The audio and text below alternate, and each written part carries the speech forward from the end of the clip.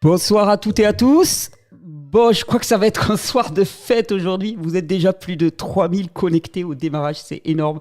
Et Jean-Jacques Crèvecoeur, c'est un nom qui vend bien, hein. Là, il a la cote, hein, c'est clair. Je suis ravi de vous accueillir pour ce live. Alors, ce live, effectivement, exceptionnel. Je suis vraiment ravi. D'ici une minute, on sera avec Jean-Jacques qui nous attend en duplex, puisqu'il est du Canada. Je suis vraiment ravi d'accueillir Jean-Jacques. Et aujourd'hui, vous avez vu le titre.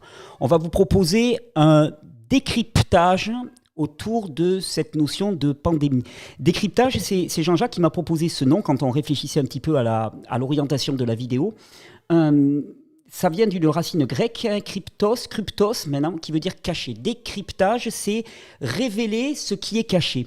Alors, avec Jean-Jacques, on a eu envie de vous proposer une histoire, une autre histoire d'une certaine manière. Et avant de commencer cette histoire, avant d'appeler tonton Jean-Jacques pour lui demander de nous raconter une jolie histoire, enfin une histoire, vous savez, je suis comme les enfants, moi j'aime bien les histoires qui font un peu peur, alors on va faire un peu peur, hein, puis il y aura de l'espoir aussi, il y aura tous les ingrédients pour faire une belle histoire, ne vous inquiétez pas. Eh bien, j'ai l'habitude de vous envoyer un petit peu de musique. Et d'ailleurs, cette musique, elle va être particulière ce soir parce que j'avais choisi le morceau que je vais vous passer, qui est un morceau qui s'appelle Pueblo Unido, le peuple uni. Pueblo Unido, Rama Serra Vencido, qui est un hymne chilien qui a été composé dans les années 70, qui a été repris énormément de fois par la révolution iranienne, enfin, dans des tas de révolutions, qui est vraiment un symbole du peuple souverain qui reprend son pouvoir et de l'autonomie. Et vers 3h, 3h30, voilà Tipa que Jean-Jacques m'envoie un petit message par WhatsApp. Il me dit « Tiens, mais là, il y a un morceau, toi qui as l'habitude de mettre de la musique, ça serait bien que tu le diffuses. » Et c'était Pueblo Unido, Ramas Serra Vencido. Donc on va envoyer la musique et on va accueillir. Alors, ce chant, Pueblo Unido, Ramas Serra Vencido, avant de dire bonjour à Jean-Jacques, hein, ce chant tu l'as voulu. Donc le peuple uni ne sera jamais vaincu. Debout, chantons que nous allons triompher. Ils avancent déjà les drapeaux d'unité. Et tu viendras en marchant à mes côtés. Et ainsi tu verras fleurir ton chant et ton drapeau. La lumière rouge d'un levier du soleil annonce déjà la vie qui viendra. Bonsoir Jean-Jacques. Bonsoir Thierry. Merci d'être avec nous. Jean-Jacques Crèvecoeur, est-ce que Jean-Jacques, tu voulais te présenter en quelques mots, s'il te plaît? Bon, je pense qu'il y a beaucoup de gens qui sont connectés là. Vu le nombre de personnes, ils savent qui ils vont avoir, mais est-ce que tu pourrais te présenter en quelques mots, s'il te plaît, Jean-Jacques? Oui, je peux me présenter. Je vais peut-être me présenter de façon différente puisque pratiquement beaucoup de personnes me connaissent déjà. Je dirais que ce qui m'anime actuellement, c'est ce qui m'a animé depuis pratiquement 40 ans, c'est d'œuvrer pour le respect de l'intégrité, le respect de la liberté, le respect de l'autonomie de chaque individu sur cette terre. Moi, je ne sais pas pourquoi, mais depuis l'âge de 18 ans, je me sens connecté à ce qui se passe au niveau de l'humanité et je me suis toujours senti blessé, meurtri lorsque je voyais que un peuple sur la terre ou des êtres humains ou une catégorie d'êtres humains étaient non respectés, leurs droits étaient bafoués, leur droit de parole, leur droit de penser. Et c'est pour ça d'ailleurs que je suis devenu formateur, hein, puisque je suis formateur professionnel depuis 31 ans maintenant. J'ai toujours œuvré pour que les individus reçoivent des outils qui leur permettent de reprendre leur vie en main sur les 3 niveaux de l'existence, c'est-à-dire sur le plan physique, apprendre aux gens à être le plus autonome possible au niveau de la gestion de leur santé, de leur équilibre physiologique, sur le plan psychologique pour qu'ils soient autonomes dans la manière de gérer leurs relations interpersonnelles et la relation avec eux-mêmes, et sur le plan spirituel, c'est-à-dire qu'ils soient capables de plus en plus de découvrir leur raison d'être sur Terre. Qu'est-ce qu'ils sont venus faire sur cette Terre? Et ça a été, je dirais, mon travail depuis 31 ans maintenant, ma vocation depuis 31 ans. Et au moment de la grippe H1N1, Oui, comme c'est là que je t'ai maintenant, connu, moi. J'ai entendu parler de toi au départ de la grippe H1N1, voilà, par tes prises de position, par ton engagement, un peu comme avec le coronavirus, dans lequel tu es vraiment au front, vraiment de ce qu'on appelle les lanceurs d'alerte, entre guillemets. c'est ça, c'est ça. Et je dirais que, juste pour terminer ma présentation, je reste fondamentalement quelqu'un qui veut apporter des solutions, qui veut apporter des outils pour que chaque personne devienne autonome. Je pense qu'on ne donne jamais l'autonomie à quelqu'un. C'est complètement antinomique, évidemment. On ne peut pas rendre quelqu'un autonome. On peut juste lui donner les outils pour qu'il se libère de l'intérieur. Mais si j'ai quitté mon travail pendant quelques mois en 2009 pour me battre contre le projet de vaccination, qui déjà était un projet de vaccination obligatoire en 2009. Si j'ai de nouveau abandonné ma vie professionnelle en tant que formateur depuis fin janvier 2020, c'est parce que je veux justement préserver les conditions qui nous permettent de prendre en main notre vie. Donc, je ne suis pas un combattant, en fait, je ne suis pas, je suis pas quelqu'un qui se nourrit de combats. Mais quand je vois que les choses auxquelles, les valeurs fondamentales qui pour moi sont importantes, et je pense qu'ils sont importantes pour la plupart des êtres humains, sont menacées, c'est là que je laisse tout tomber et je pars au combat. Et donc, c'est pour ça que je suis ici aujourd'hui. Ouais, le terme de combat, il y a Martin Luther King qui disait, ça c'est une petite dédicace à une amie, mais qui disait, si vous voulez la paix, préparez-vous comme ceux qui veulent la guerre d'une certaine manière. Et il y a des moments où effectivement il faut se mouiller, donc voilà. Grand respect, monsieur Crève-Cœur, d'être avec nous. Merci Jean-Jacques. Alors, tonton Jean-Jacques du Canada, je voulais bien que tu me racontes une histoire. Moi, j'aime bien les histoires pour m'endormir. Et on m'a dit, tonton Jean-Jacques, il a l'habitude de raconter... En ce moment, il raconte des histoires qui font un peu peur par certains côtés. T'as envie de nous raconter une histoire. Alors, ce soir, j'aurai aussi quelques dessins qui vont nous accompagner. Il y a l'ami René Biquel qui m'a envoyé quelques jolis petits dessins, donc je vais me permettre de les diffuser un petit peu.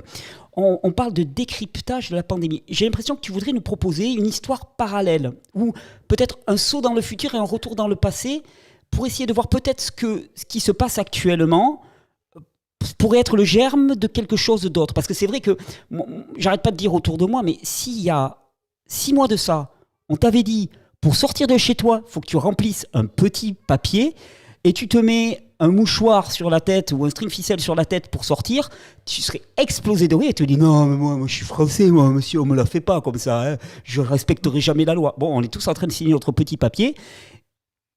Qu'est-ce qui s'est passé ? Comment on en est arrivé là ? Et peut-être qu'est-ce qui se met en place là pourrait être l'annonciation de quoi exactement ? Alors attends, j'enlève ça. C'est parti. Pour être l'annonciation de quoi, tonton Jean-Jacques ? Alors c'est très drôle d'abord parce que tu as eu cette idée pratiquement en même temps que moi hier. Je trouve qu'on est très très bien connectés, toi et moi, alors que ça ne fait que quelques semaines qu'on se connaît personnellement. En tout cas, ouais. Bon, je te connaissais par ton travail depuis plusieurs années. Mais c'est l'occasion de cette pandémie, entre guillemets, et d'ailleurs, je salue aussi tous les autres lanceurs d'alerte. On parlait de Silvano Trotta juste avant, qu'on regarde tous les deux. Moi, je le connais pas personnellement, mais je l'admire énormément. Tal Chaleur, tous les gens qui se mouillent comme ça. Et ça crée aussi une union. La lutte crée une union, c'est évident.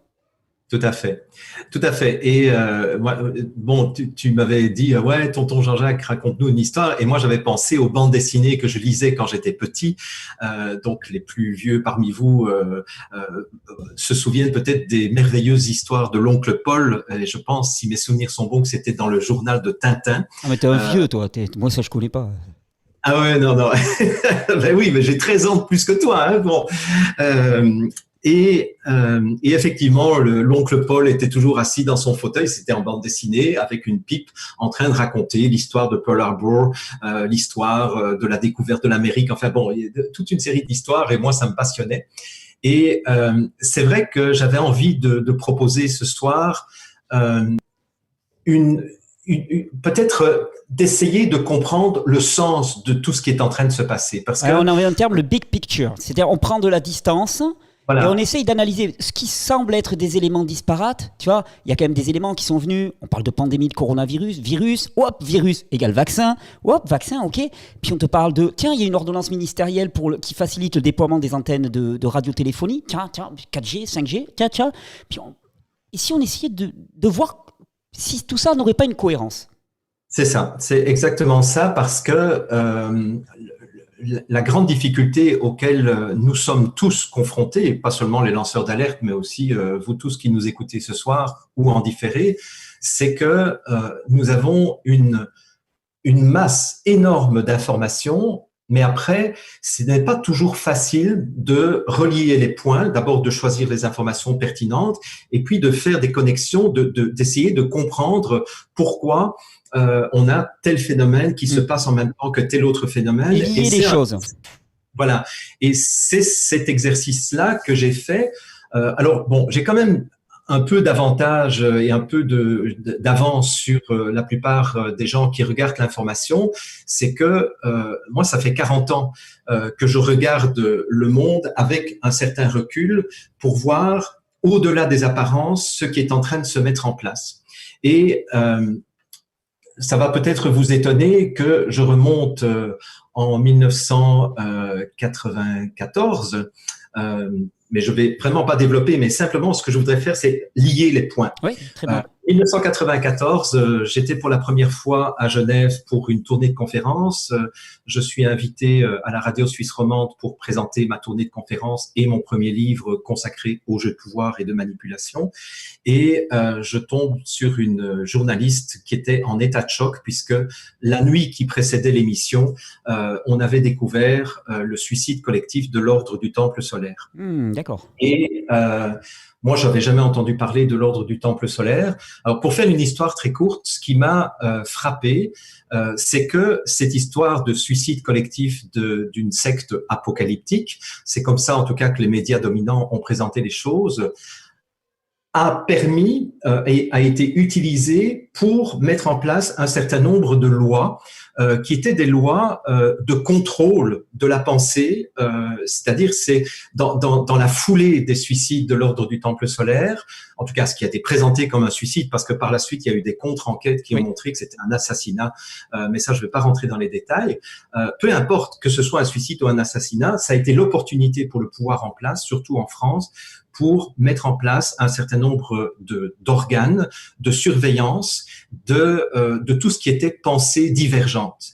Et donc, il y a eu toute une série de campagnes médiatiques à partir de 94 jusqu'en 2001, c'est-à-dire un cycle de 7 ans, pour régulièrement présenter tout ce qui était en dehors de la pensée dominante comme étant quelque chose de sectaire. Oui, c'est le fameux critère sectaire qui a été ensuite, qui est devenu la norme pour dès que quelque chose est divergent. D'ailleurs, l'étendue des critères qui permettent de classer quelque chose sectaire est très large, ce qui veut dire à peu près tout peut être potentiellement sectaire. Ce que tu décris là, c'est ce que Naomi Klein a appelé la stratégie de choc, c'est-à-dire vraiment on crée un choc et on profite de ce choc et donc de l'espèce de paralysie émotionnelle pour faire accepter des choses qui sinon ne passeraient pas, quoi. C'est un peu comme si la gorge était grande ouverte et puis là on bourre.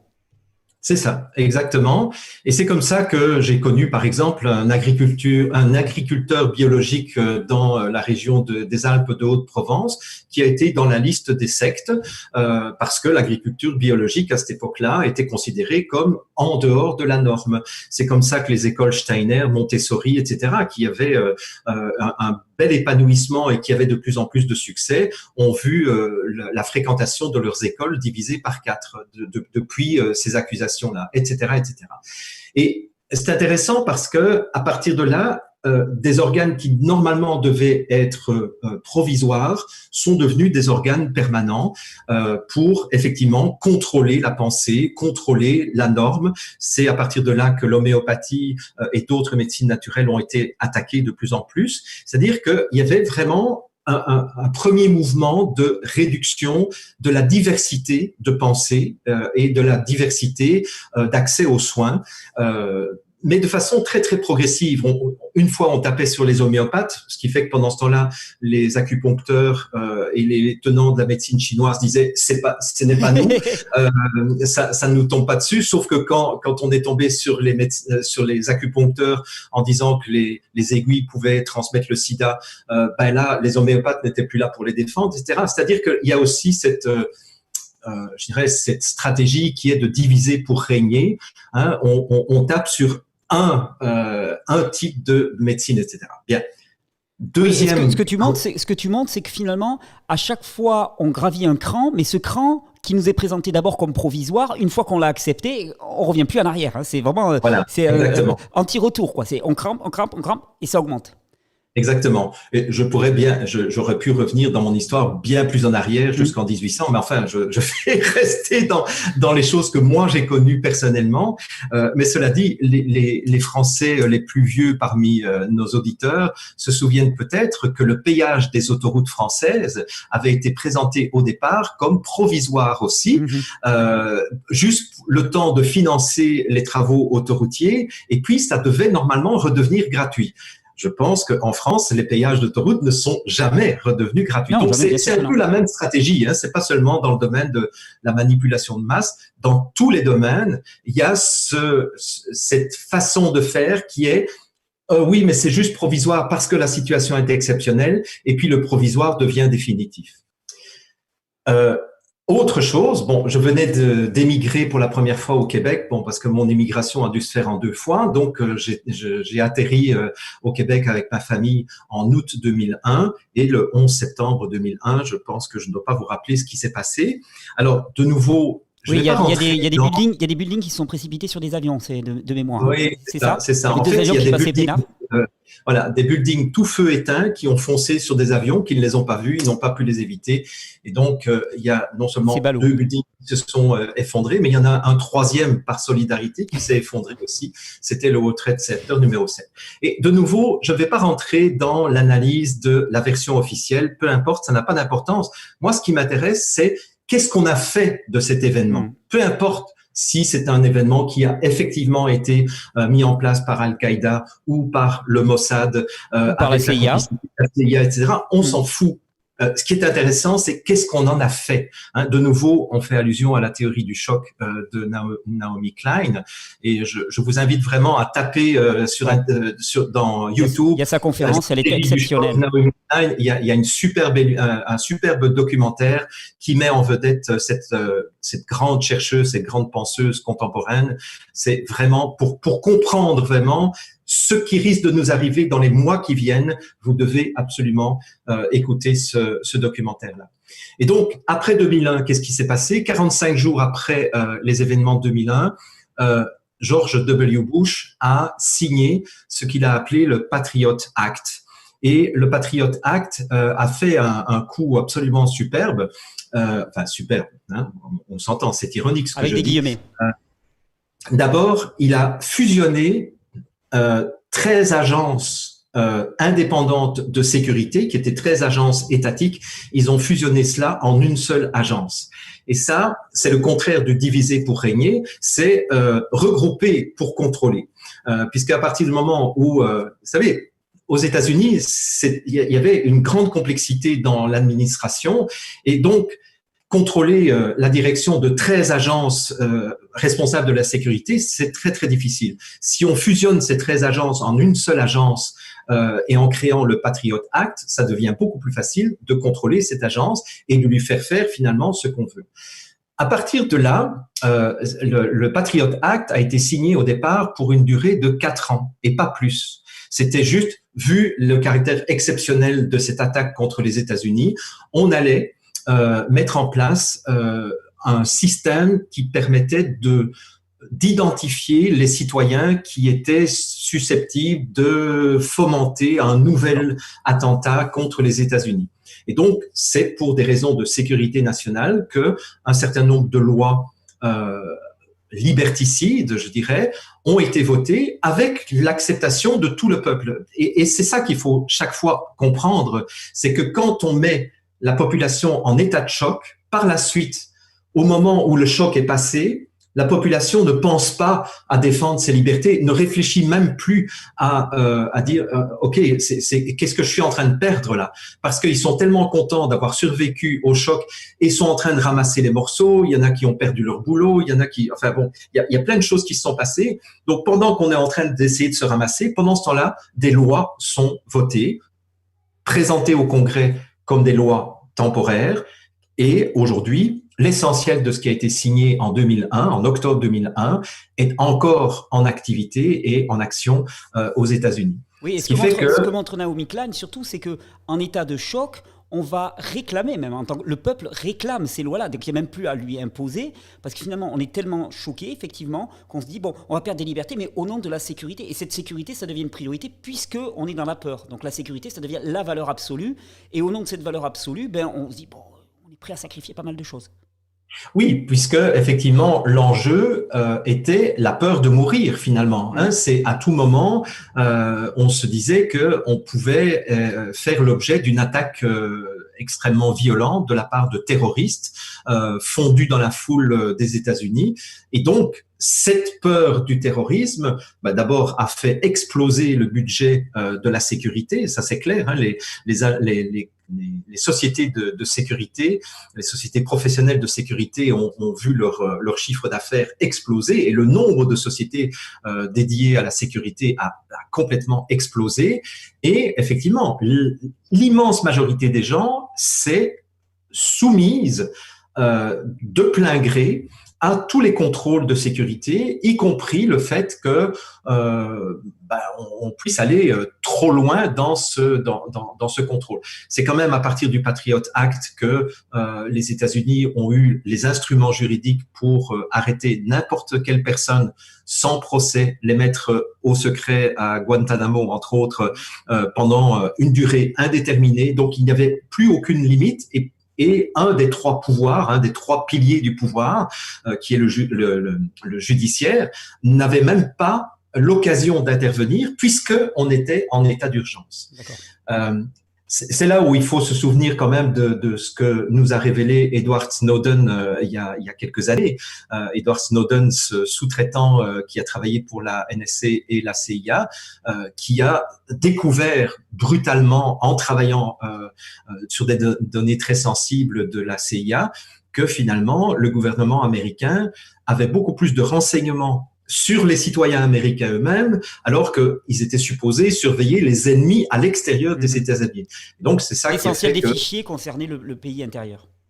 Voilà, et Snowden dit, je viens de lire sa biographie qui existe en français, donc l'homme qui a tout risqué pour dénoncer la surveillance globale, ce qu'il dit dans son bouquin, c'est très clair, c'est actuellement... Tu peux le remontrer un instant à l'écran, le livre, s'il te plaît, parce que je pense que ça va intéresser pas mal de monde.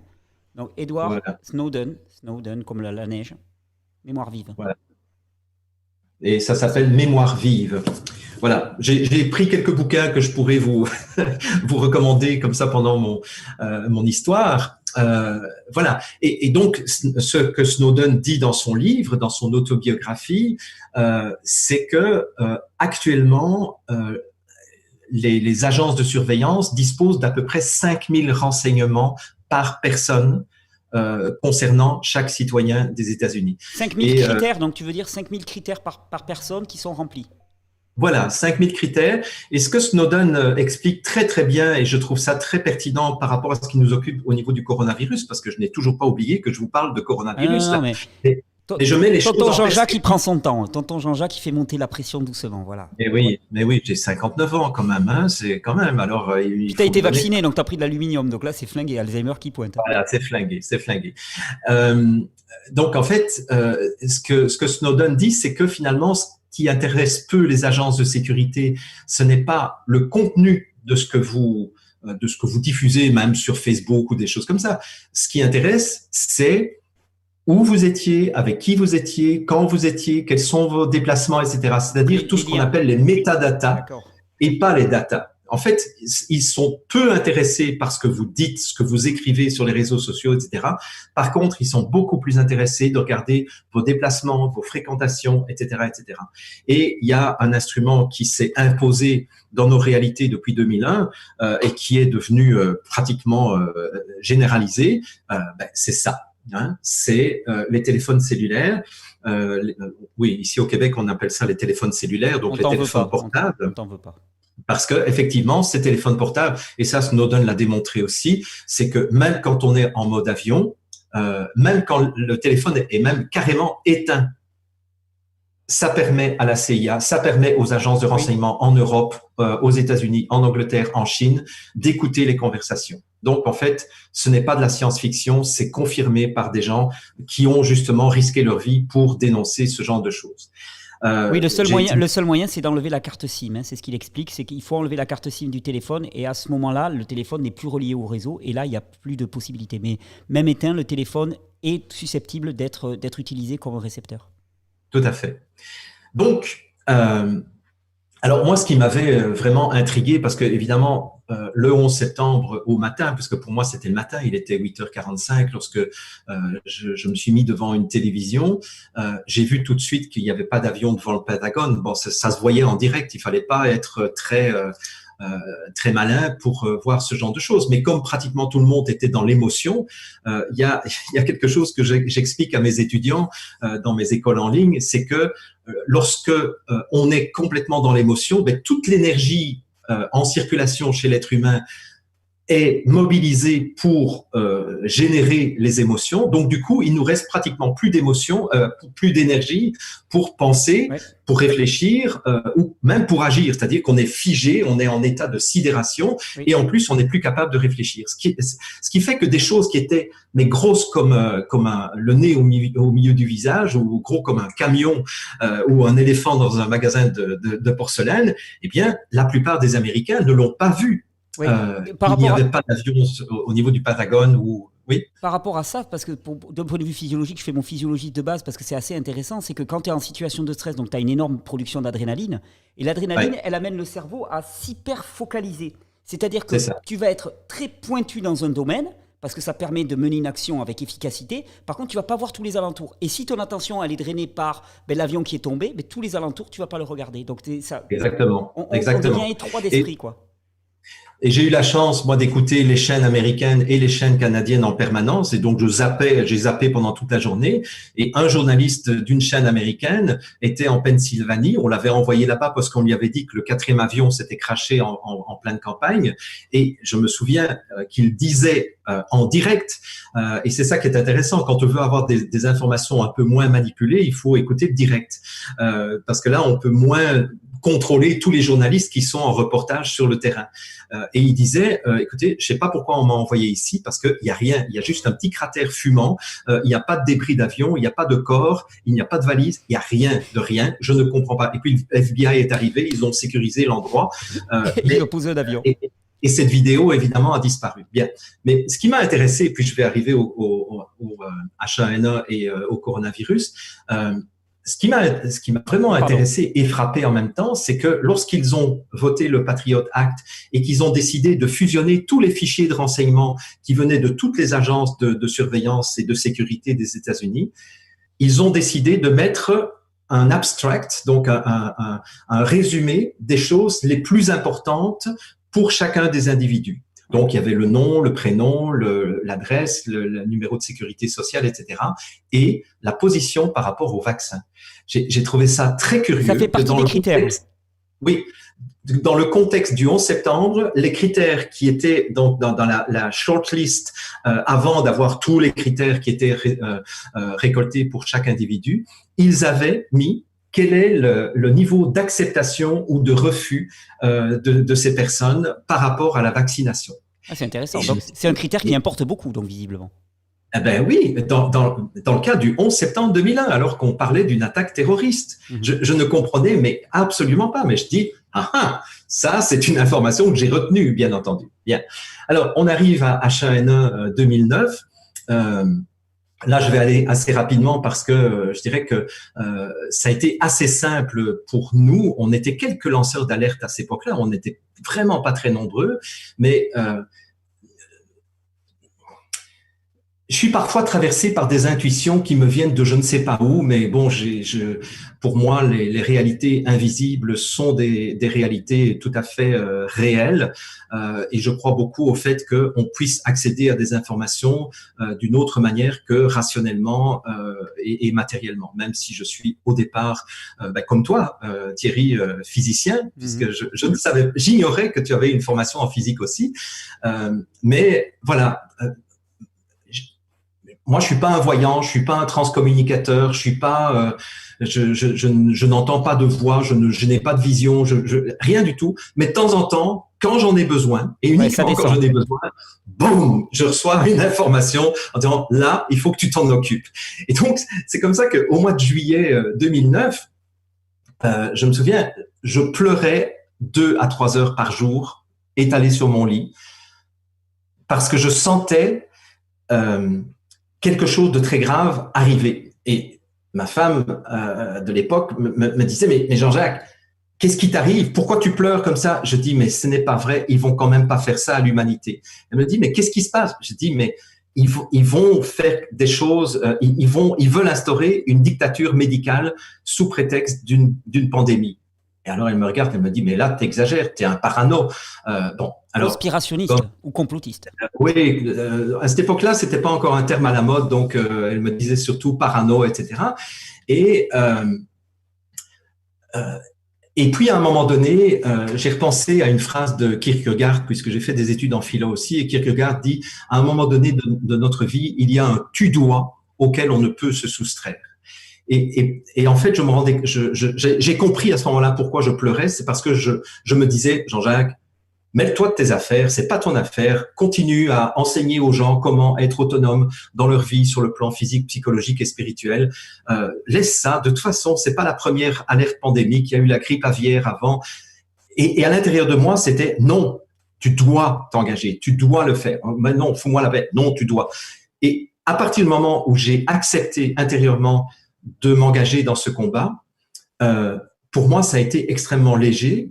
D'autant plus que c'est à ce moment-là que j'ai accepté la possibilité de me faire tuer par les compagnies pharmaceutiques. Bon, ça, je connaissais un certain nombre de pratiques des compagnies pharmaceutiques qui éliminent régulièrement des médecins ou des chercheurs qui critiquent surtout je dirais les mensonges autour de la vaccination. Et à partir du moment où j'ai accepté que probablement au 31 décembre 2009, j'aurais été tué. J'en ai parlé à ma femme, j'en ai parlé à mes filles en leur disant, est-ce que vous acceptez que je m'engage dans ce combat? De toute façon, que vous acceptiez ou pas, je le ferai. Et à ce moment-là, il n'y a plus eu de peur qui m'a habité. Et je suis rentré dans ce combat. On a été quelques dizaines de lanceurs d'alerte en francophonie. Et grâce à cela, il y a des réseaux qui se sont mis en place. Il y a des militaires qui m'ont contacté de France et du Canada pour me dire, vous savez, depuis le mois de juillet, nous sommes prêts pour encadrer militairement une campagne de vaccination obligatoire. Et donc, ce qui peut expliquer pourquoi Roselyne Bachelot, par exemple, en France, a commandé 95 millions de doses de vaccins, alors qu'en France, à l'époque, il n'y avait que 65 millions d'habitants. Oui, ça a toujours été la grande question.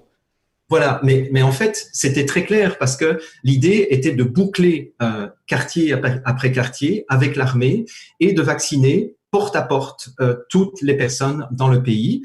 C'était donc et y compris donc les visiteurs de la France. Donc on boucle les frontières, on ferme les frontières et on vaccine toutes les personnes présentes sur le territoire. Ils avaient prévu du RAB pour les étrangers qui étaient en villégiature. Oui, et dans tous les pays, c'était comme ça. C'est pour ça qu'au Canada, il y a eu 53 millions de doses commandées, alors que nous ne sommes que 34 millions d'habitants. Aux États-Unis, même chose. C'est-à-dire que on a critiqué Roselyne Bachelot pour sa mauvaise gestion et pour avoir jeté de l'argent. En fait, non, ça faisait partie de leur plan. C'était de vacciner tout le monde. Mais là, j'avais pas encore compris pourquoi ils voulaient vacciner tout le monde. C'était un peu obscur.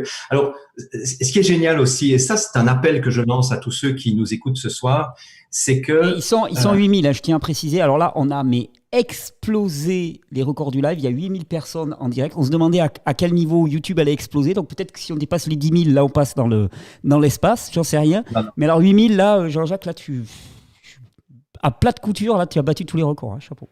Je suis très touché.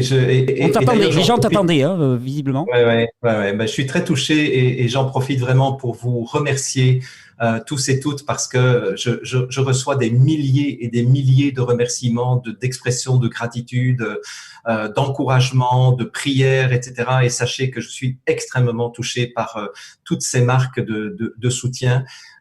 Voilà. Ouais. Et pour les personnes qui regardent avec leur ordinateur, vous pouvez cliquer sur le pouce qui est en dessous de la vidéo. Ça augmentera sa visibilité, ça permettra qu'elle soit plus vue. Ouais. Alors, ce qui n'est pas forcément bon pour nous parce qu'elle risque aussi de se faire plus censurer. Mais je compte sur vous pour télécharger la vidéo dès la fin de la vidéo et puis la réuploader si elle se fait supprimer, comme c'est arrivé récemment à Jean-Jacques avec une vidéo qui a tenu quelques jours, qui a fait 3 millions de vues. Et puis à 3 millions de vues, elle est partie dans la 5e dimension. Ah ouais, tout à fait. Voilà. Donc, je lance un appel parce que c'est vraiment ça qui nous a permis de gagner ce combat en 2009. C'est que petit à petit, des personnes anonymes dans les hôpitaux, des infirmières, des médecins, des gens qui travaillaient dans des ministères, des militaires, etc., ont commencé à prendre contact avec moi et avec d'autres lanceurs d'alerte. Parce que leur conscience leur disait, Ouais. c'est pas juste ce qui est en train de se passer. Et moi, je vous dirais, et ça c'est un appel que je vous adresse à vous tous qui m'écoutez, soit en direct, soit en différé, moi je vous lance un appel. Si vous êtes témoin de choses pas correctes, qui vont à l'encontre du respect de l'intégrité de l'humain, eh bien, sachez que vous avez le pouvoir de dénoncer ces mensonges. Il faut bien se rendre compte d'une chose, c'est que ces gens qui se croient être au pouvoir, ces gens qui se croient être supérieurs, ils ne représentent que 1/1000 de la population mondiale. Certains observateurs estiment à 8500 personnes les gens qui contrôlent qui essayent de contrôler l'ensemble de l'humanité. Donc, si on fait le calcul, 8500 personnes par rapport à 8 milliards, ah ben non, c'est même plus qu'un millième. C'est, Un 10 millième, non? oui, un 10 millième. Voilà, c'est un 10 millième de la population qui essaye d'avoir le contrôle avec à leur tête des gens comme la banque Rothschild, Bill Gates, Elon Musk, George Soros, etc. Donc, ce sont ces gens-là. Mais ces gens-là ne tiennent leur pouvoir que sur leurs mensonges. En fait, sur la division. Et sur la division. C'est pour ça que c'était aussi important cet hymne au début de l'émission. Pueblo unido jamás será vencido. Le peuple uni ne sera jamais vaincu. Et s'il est vaincu, c'est parce qu'il n'est pas uni. Parce que sinon, en termes de ratio, 1 pour 10 000, globalement, ça ne fait pas le poids, quoi. Le match, il est perdu d'avance, ou en tout cas, il est gagné d'avance de notre côté. Donc, c'est la division, la séparation, l'isolement. Ça va nous permettre de parler de Covid un peu plus tard.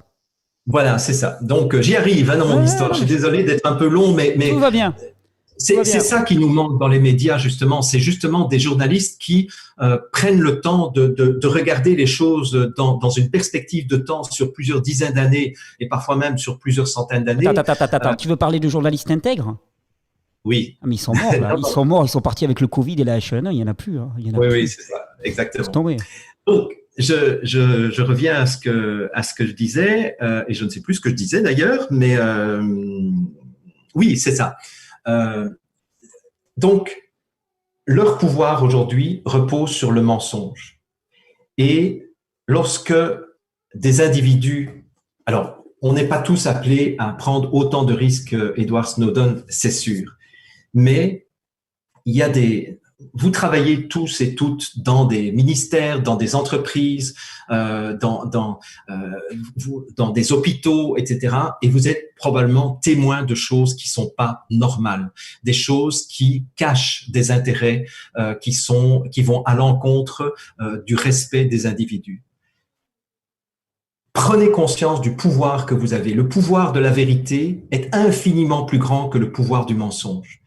C'est l'image que j'utilise toujours. Si vous avez 2 pièces séparées par une porte et qu'une pièce est dans la totale obscurité et une pièce est dans la totale lumière, si vous entrouvez un tout petit peu la porte entre les 2 pièces, c'est la lumière qui va il va y avoir un ray de lumière dans la pièce obscure, ce ne sera pas un ray d'obscurité dans la pièce lumineuse.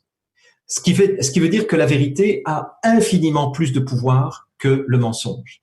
J'ai eu la chance en 2009 d'avoir une femme dont je n'ai jamais connu le nom, que je n'ai jamais rencontrée, qui a commencé à me donner toutes les informations les informations confidentielles qui venaient du cabinet de Roselyne Bachelot. Et moi, ça, c'était du pain béni. J'ai eu aussi des contacts avec les renseignements généraux en France, etc. Enfin, bon, moi, ça me tombait dessus. Moi, je demandais rien.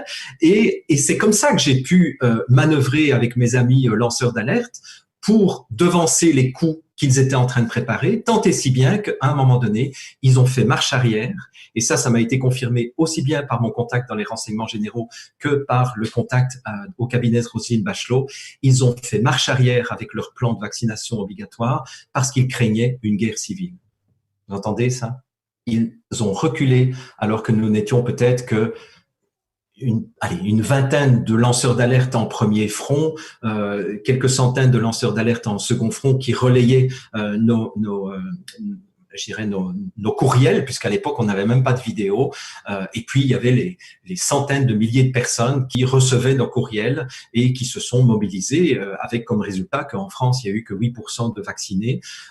Oui, ça a été un échec total. Un échec total. C'était un échec total.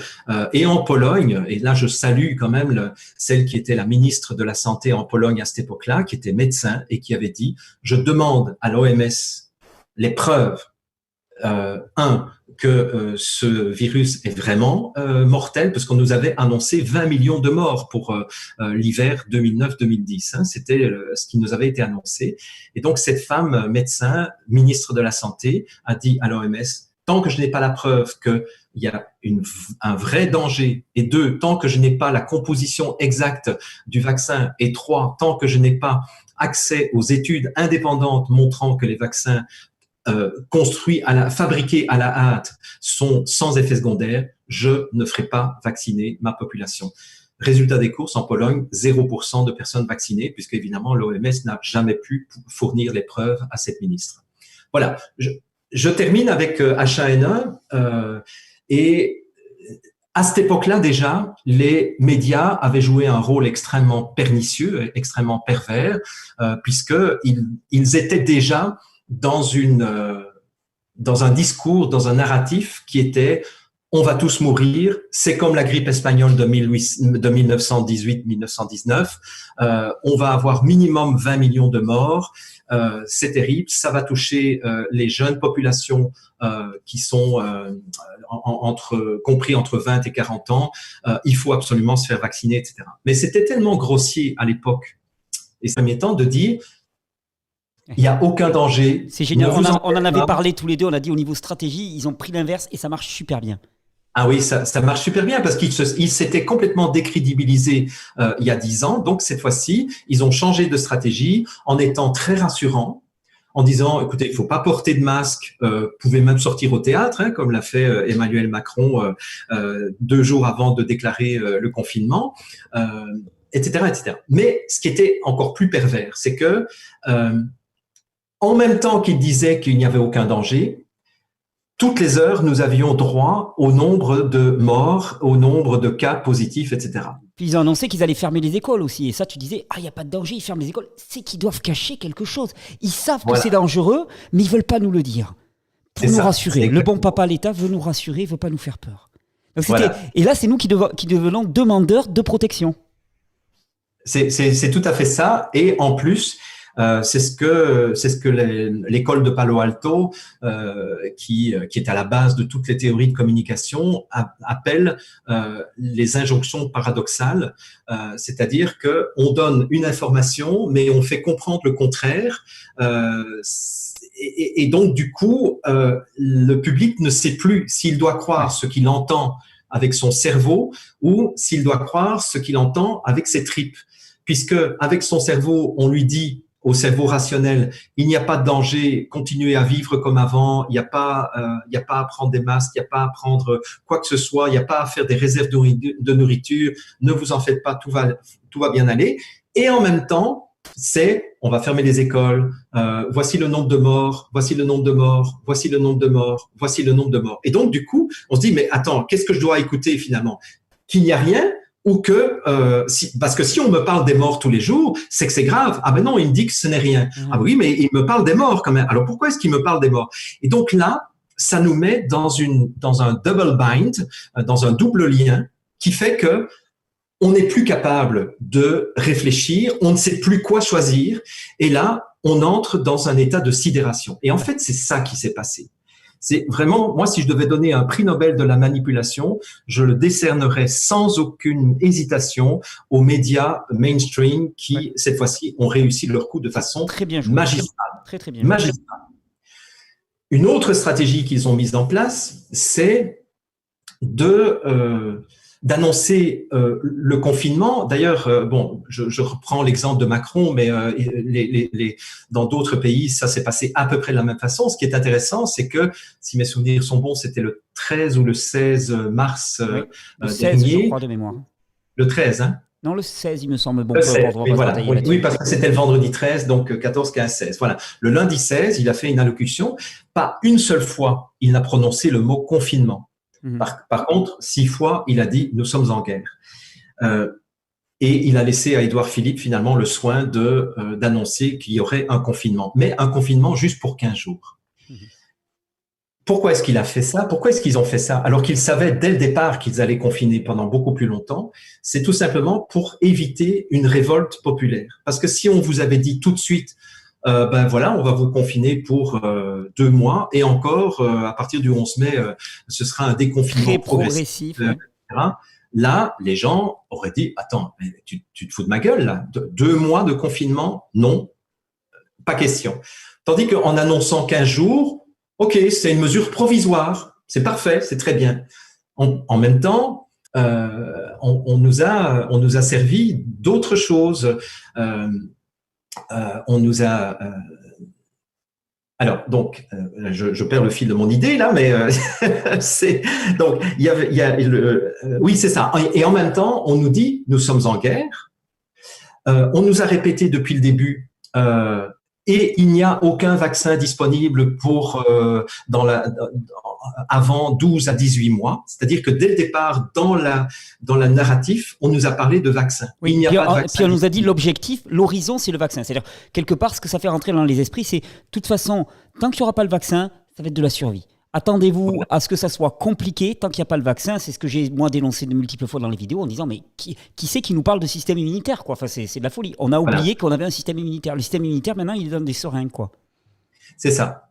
Et donc, moi, je m'étais dit, bon, bah, ça y est, ils nous refont le coup. Hein. C'est une vidéo que j'avais publiée début février. J'avais dit, ils nous refont le coup de H1N1. Bon, c'est pas grave, etc. Sauf que ça a été plus compliqué à gérer parce que en nous mettant en confinement, c'était une espèce de test qu'ils ont fait par rapport à la population et par rapport à la docilité de la population. Et ça a très, très bien marché puisque en quelques semaines, 3 milliards d'individus ont accepté d'arrêter. Alors que dès le mois de mars, j'avais lu un certain nombre de déclarations de scientifiques, d'épidémiologues, de virologues, de spécialistes des maladies infectieuses qui disaient tous, que ce soit en Allemagne, aux États-Unis, en Italie, en France, le confinement est la pire des solutions. Mais c'est le bon sens, c'est le bon sens même. Voilà. Ben, tu peux en parler, hein, si tu oui, veux. Non, mais j'en ai parlé dans une vidéo, j'avais dit, mais quelqu'un qui a un problème respiratoire, tu le mets au soleil, tu le mets au grand air, tu le mets pas à l'intérieur. Et puis, de toute façon, pour que le confinement soit efficace, il faudrait que personne ne sorte du tout. Parce que sinon, voilà. Au contraire, tu ramènes les souches virales dans un environnement confiné, donc la transmission est beaucoup plus grande. C'est juste une question de logique, c'est évident. C'est ça. C'est exactement une question de logique. Donc, en fait, on a fait exactement le contraire de ce qu'il fallait.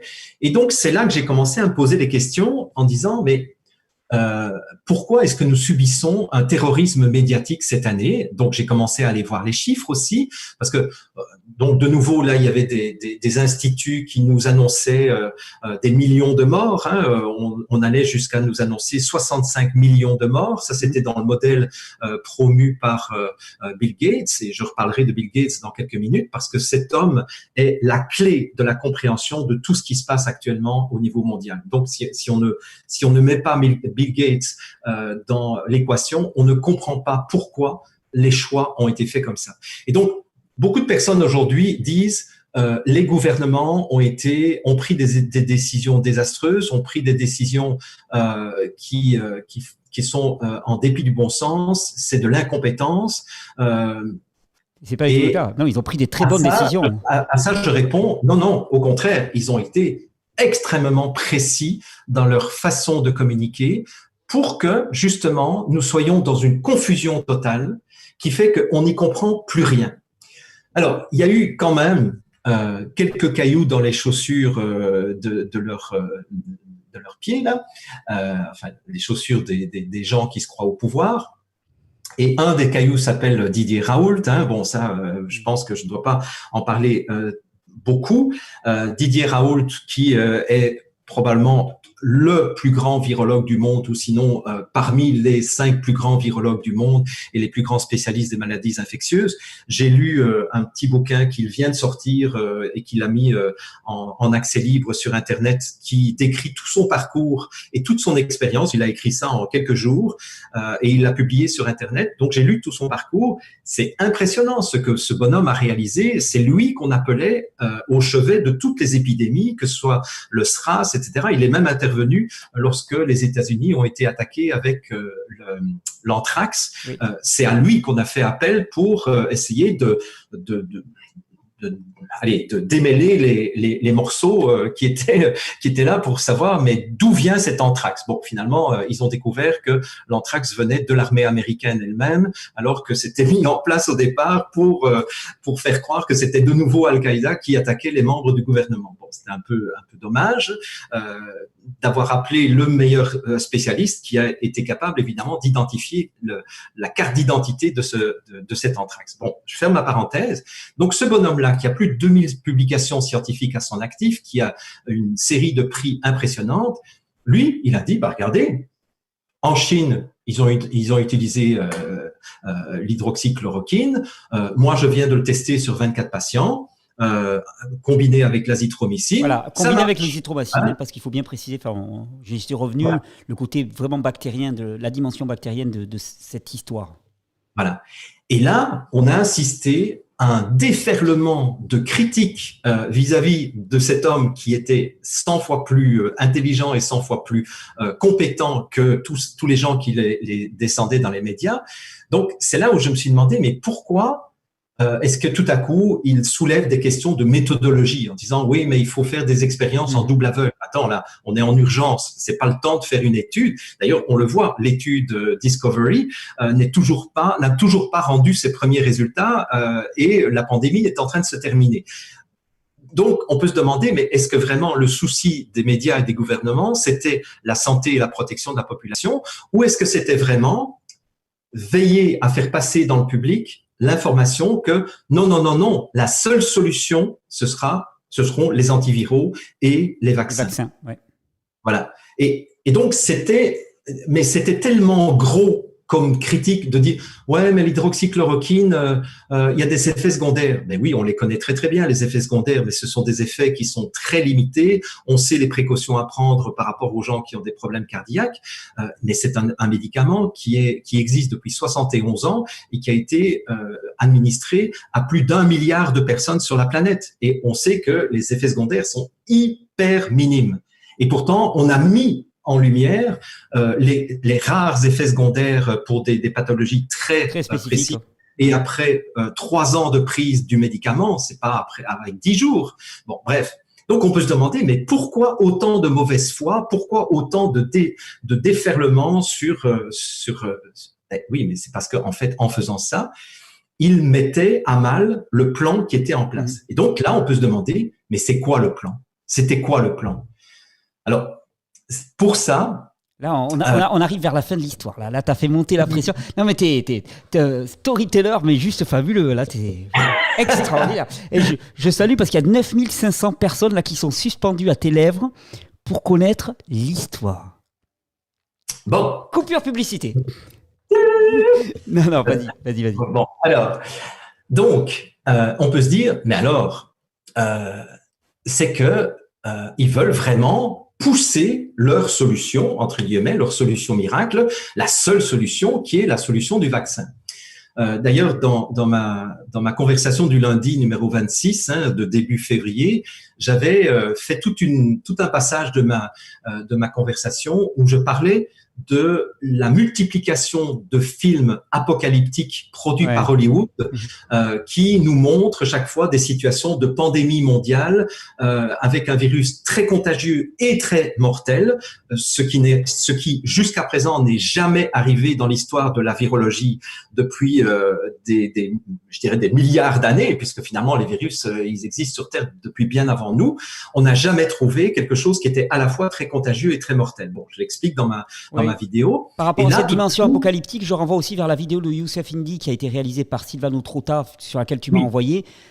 Youssef Indy, l'interview réalisée par Silvano Trota, vous tapez Silvano Trota, Youssef Indy, vous allez voir sur la dimension messianique, c'est-à-dire c'est des personnes qui veulent faire advenir l'apocalypse eux-mêmes d'une certaine manière pour attendre, parce que bon, ils attendent le retour du Messie, ils croient qu'il n'est pas encore revenu ou en tout cas qu'il est en retard, donc ils se disent nous on va le speeder un petit peu, donc on va envoyer la sauce, et en se basant sur les textes de l'Apocalypse, ils se disent on va envoyer les 7 fléaux, enfin voilà toute cette dimension-là. Donc, et cette interview de Youssef Indy est exceptionnelle. J'ai écouté hier soir sur ton conseil, Jean-Jacques, et vraiment elle est exceptionnelle. Ah oui, elle est exceptionnelle. C'est un des très grands spécialistes des religions ouais. Et des différentes religions monothéistes. C'est une interview. On pourra peut-être juste après, tu pourras peut-être mettre sous la vidéo la référence. Je la rajouterai. Parce que je pense que ça vaut vraiment la peine que vous écoutiez ça. Mais je vais pas rentrer là-dedans parce que moi je suis pas spécialiste des religions, mais effectivement il y avait ces films apocalyptiques qui présentaient toujours la solution finale, in extremis, comme étant le vaccin. Bon, ce qui est une aberration, en plus c'est une connerie parce qu'à partir du moment où les personnes sont déjà infectées, le vaccin n'a plus aucune utilité, je dirais. C'est normalement la vaccination, si elle marchait, pour prémunir, c'est censé. Elle est censée marcher, mais donc elle est censée prévenir. Mais une fois qu'on est infecté, c'est trop tard, ça sert plus à rien.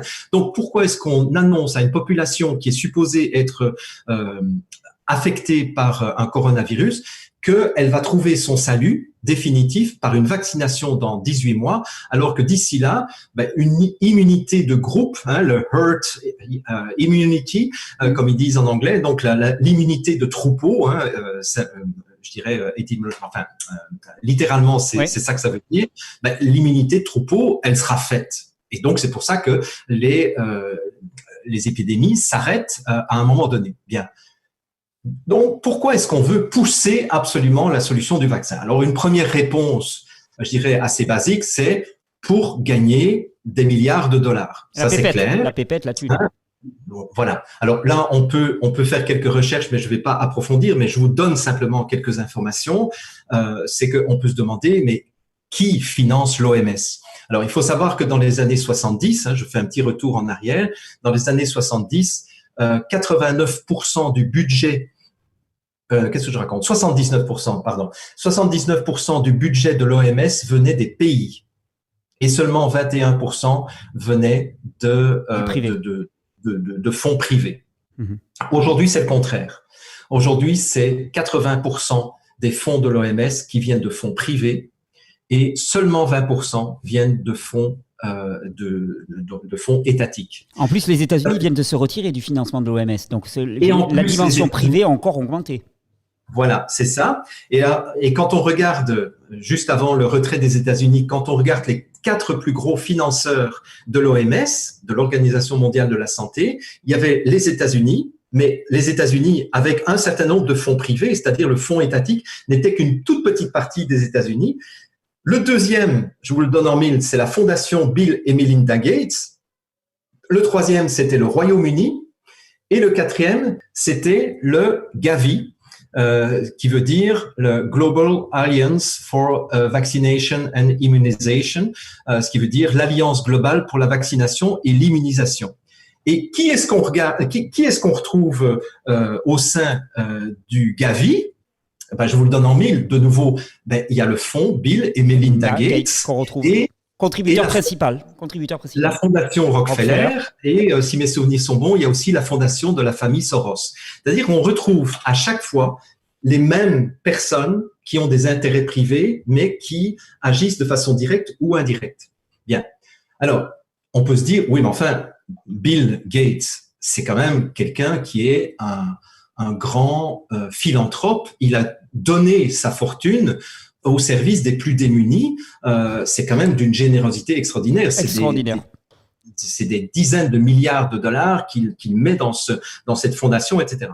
Alors là, je vous recommande de lire le livre de Lionel Astruc. Alors, je ne l'ai pas moi encore, mais j'ai écouté déjà toute une interview de Lionel Astruc qui a enquêté sur la fondation Bill et Melinda Gates. Oui, j'en ai entendu parler aussi. Ça vient de sortir. Et ce qu'il révèle, c'est que, en fait, la fondation Bill et Melinda Gates, je l'ai expliqué aussi dans une vidéo, donc je vais aller très vite. euh, place son argent. Donc, en fait, Bill et Melinda Gates ont mis leur argent personnel dans la fondation. Donc, du coup, ils n'ont pas été imposés sur cet argent. Ils ont échappé à l'impôt grâce à ce système-là. La fondation a confié à un trust le fait de placer tout cet argent dans des entreprises commerciales. En priorité, les entreprises pétrolières, les entreprises pharmaceutiques, les entreprises comme Monsanto, Bayer et compagnie, etc., etc. Et grâce à ces placements très judicieux, ils reçoivent des dividendes chaque année. Et ce ne sont que les dividendes qu'ils donnent aux pays nécessiteux pour que ces pays achètent des vaccins ou achètent des graines génétiquement modifiées. Donc, leur achète à eux. Donc, et évidemment, et en plus, comme la fondation de Gates fait pression sur les acteurs locaux pour qu'on commande chez telle compagnie plutôt que telle autre compagnie, la boucle est bouclée puisque, évidemment, les pays, avec l'argent qui leur est donné des dividendes de ces compagnies, enrichissent ces compagnies qui vont elles-mêmes enrichir la fondation Bill et Melinda Gates. Donc en fait, Bill Gates ne donne rien de sa fortune, mais par contre, il fait tourner le commerce. Et Lionel Astruc disait qu'en quelques années, la fortune personnelle de Bill Gates avait été multipliée par 2. Donc, en fait, il n'est pas en train de s'appauvrir. Il est en train, je crois qu'il est passé de 50 milliards à 100 milliards de fortune personnelle. Donc, je pense qu'on ne doit pas se plaindre de lui. Bill Gates est donc devenu l'homme orchestre de la campagne de vaccination mondiale. En fait, c'est lui maintenant qui prend la parole partout. Le journal L'Observateur en France a titré un article l'autre jour, Bill Gates, le médecin du monde. C'est quand même extraordinaire. C'est un gars qui n'a jamais fait d'études en médecine. Il est le principal financeur de l'OMS à travers tous ses fonds. Donc en fait, l'OMS décidant des politiques de santé, de traitement de la maladie, parce que ce n'est pas des politiques de santé, mais de traitement de la maladie à l'échelle du monde, c'est donc lui qui décide des politiques de santé, de traitement de maladie à l'échelle du monde, simplement. Voilà. Et on peut se demander, oui, mais bon, pourquoi est-ce que Bill Gates veut absolument vacciner? Il y a des articles qui viennent de sortir où il dit je veux vacciner 7 milliards d'individus. Oui. Donc, son plan, il est clair, c'est qu'il veut vacciner toute la population. Petite remarque en passant, l'ancien médecin personnel de la famille Gates, qui en avait marre de toutes les saloperies que la famille Gates faisait à l'insu du monde, a décidé de parler. Vous voyez ce que je vous disais tout à l'heure là, le pouvoir de la vérité par rapport au pouvoir du mensonge. Oui, et ce médecin personnel, une seule personne est en train de démolir l'image de Gates parce qu'il a dit, vous savez, moi j'ai été le médecin personnel de la famille de Bill et Melinda Gates et leurs 3 enfants, ils ont toujours refusé de donner le moindre vaccin à leurs enfants, depuis la naissance de leurs enfants. Mais c'est le même homme qui est en train de dire il faut vacciner 7 milliards d'individus. Vous voyez la dissonance cognitive qui arrive à l'horizon, là? À part l'argent, tonton Jean-Jacques. Alors, oui, tonton Jean-Jacques. Tonton Jean-Jacques, vas-y. Alors, tonton Jean-Jacques. Alors, à part l'argent, c'est quoi? Eh bien, il faut remonter encore une coche plus haut. Parce que, sous prétexte, et là, je demande à ceux qui nous écoutent de ne pas tout de suite rejeter ce que je suis en train de vous dire. Parce que Ils sont 10 000. Ils sont 10 000 à t'écouter. Bon, très bien. C'est bon signe, ça veut dire qu'il y en a plus qui rentrent que ceux qui sortent. Ça va, on passe aux 10 000. Merci à tous. Oui, vraiment, merci beaucoup. Je réitère mon merci. Et on va y arriver. Ça, je vous assure, parce que ça, c'est une petite parenthèse. Les gens qui se croient au pouvoir, pour l'instant, sont en état de panique totale. Ouais, puis cette vidéo, c'est que le début de toute une campagne qu'on est en train de préparer avec tous les lanceurs d'alerte. Donc, voilà. Ça va envoyer du lourd. Ce matin, d'ailleurs, j'ai vu un prêtre dans le cœur de son église qui a fait une vidéo face caméra pour dénoncer Bill Gates, pour dénoncer la complicité de l'Église dans la mise en place d'un nouvel ordre mondial, etc. Si même les curés, même les médecins, même les avocats n'ont plus peur de parler et disent maintenant ça suffit, ça suffit, ça va à l'encontre de toutes les valeurs qui font que nous sommes une humanité. Et d'ailleurs, je rappelle que humanité, c'est l'ensemble des êtres humains, mais c'est aussi une qualité. On a des qualités. C'est l'humanité que nous pouvons manifester les uns vis-à-vis des autres. Et il y a tellement de gens maintenant qui se lèvent et qui disent maintenant ça suffit, vous ne passerez pas. Moi, ça me remplit de joie. Hein. Ce qui se passe actuellement, c'est extraordinairement positif. À contrainte extrême, réaction extrême. C'est toujours pareil. Exactement. Et c'est là où je pense qu'il va y avoir une erreur, c'est qu'il y a une forme d'arrogance dans les plans qui sont en train de se développer. Ils nous prennent, entre guillemets, vraiment pour des cons. C'est-à-dire qu'ils se précipitent. Ça va trop vite. Parce que je pense qu'ils sont tous pressés de voir le retour du Messie, la fin de l'Apocalypse. Donc voilà, ils ont quelque chose là sur le feu, donc ils veulent y arriver. Et là, ils vont trop vite. Et c'est en train de bouger, parce que c'est trop évident.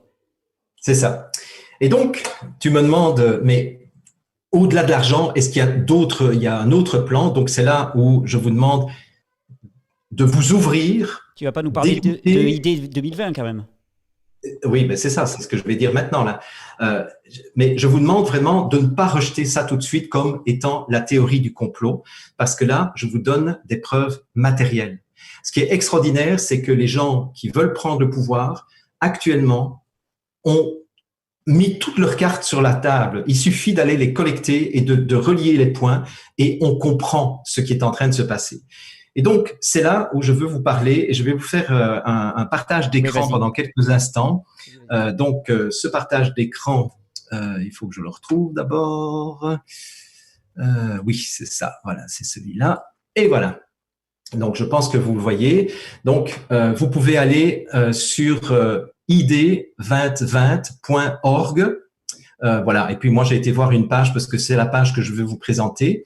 Alors, ID 2020, donc c'est qu'est-ce que c'est? ID, c'est une identité numérique. Oui, tu voulais dire Non, je veux dire, qu'est-ce que c'est ID 2020?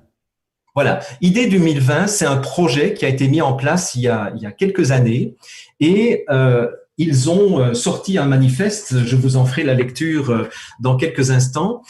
Leur objectif, en fait, c'est que chaque être humain, écoutez-moi bien, chaque être humain puisse disposer d'une identité numérique pour pouvoir prouver son identité, quel que soit l'endroit où il se trouve. Et ce que je trouve extrêmement pervers dans la déclaration, le manifeste de l'Alliance, dont je vais vous faire la lecture des 2 premiers articles, c'est que donc ils font passer maintenant comme un besoin fondamental que chaque être humain puisse prouver à tout moment, en toutes circonstances, qu'il est bien lui. Bien. Et donc, moi, ce qui m'intéresse d'abord, et ça, c'est un réflexe que j'ai acquis en tant que journaliste en herbe, c'est que, voilà, nous avons les founding partners.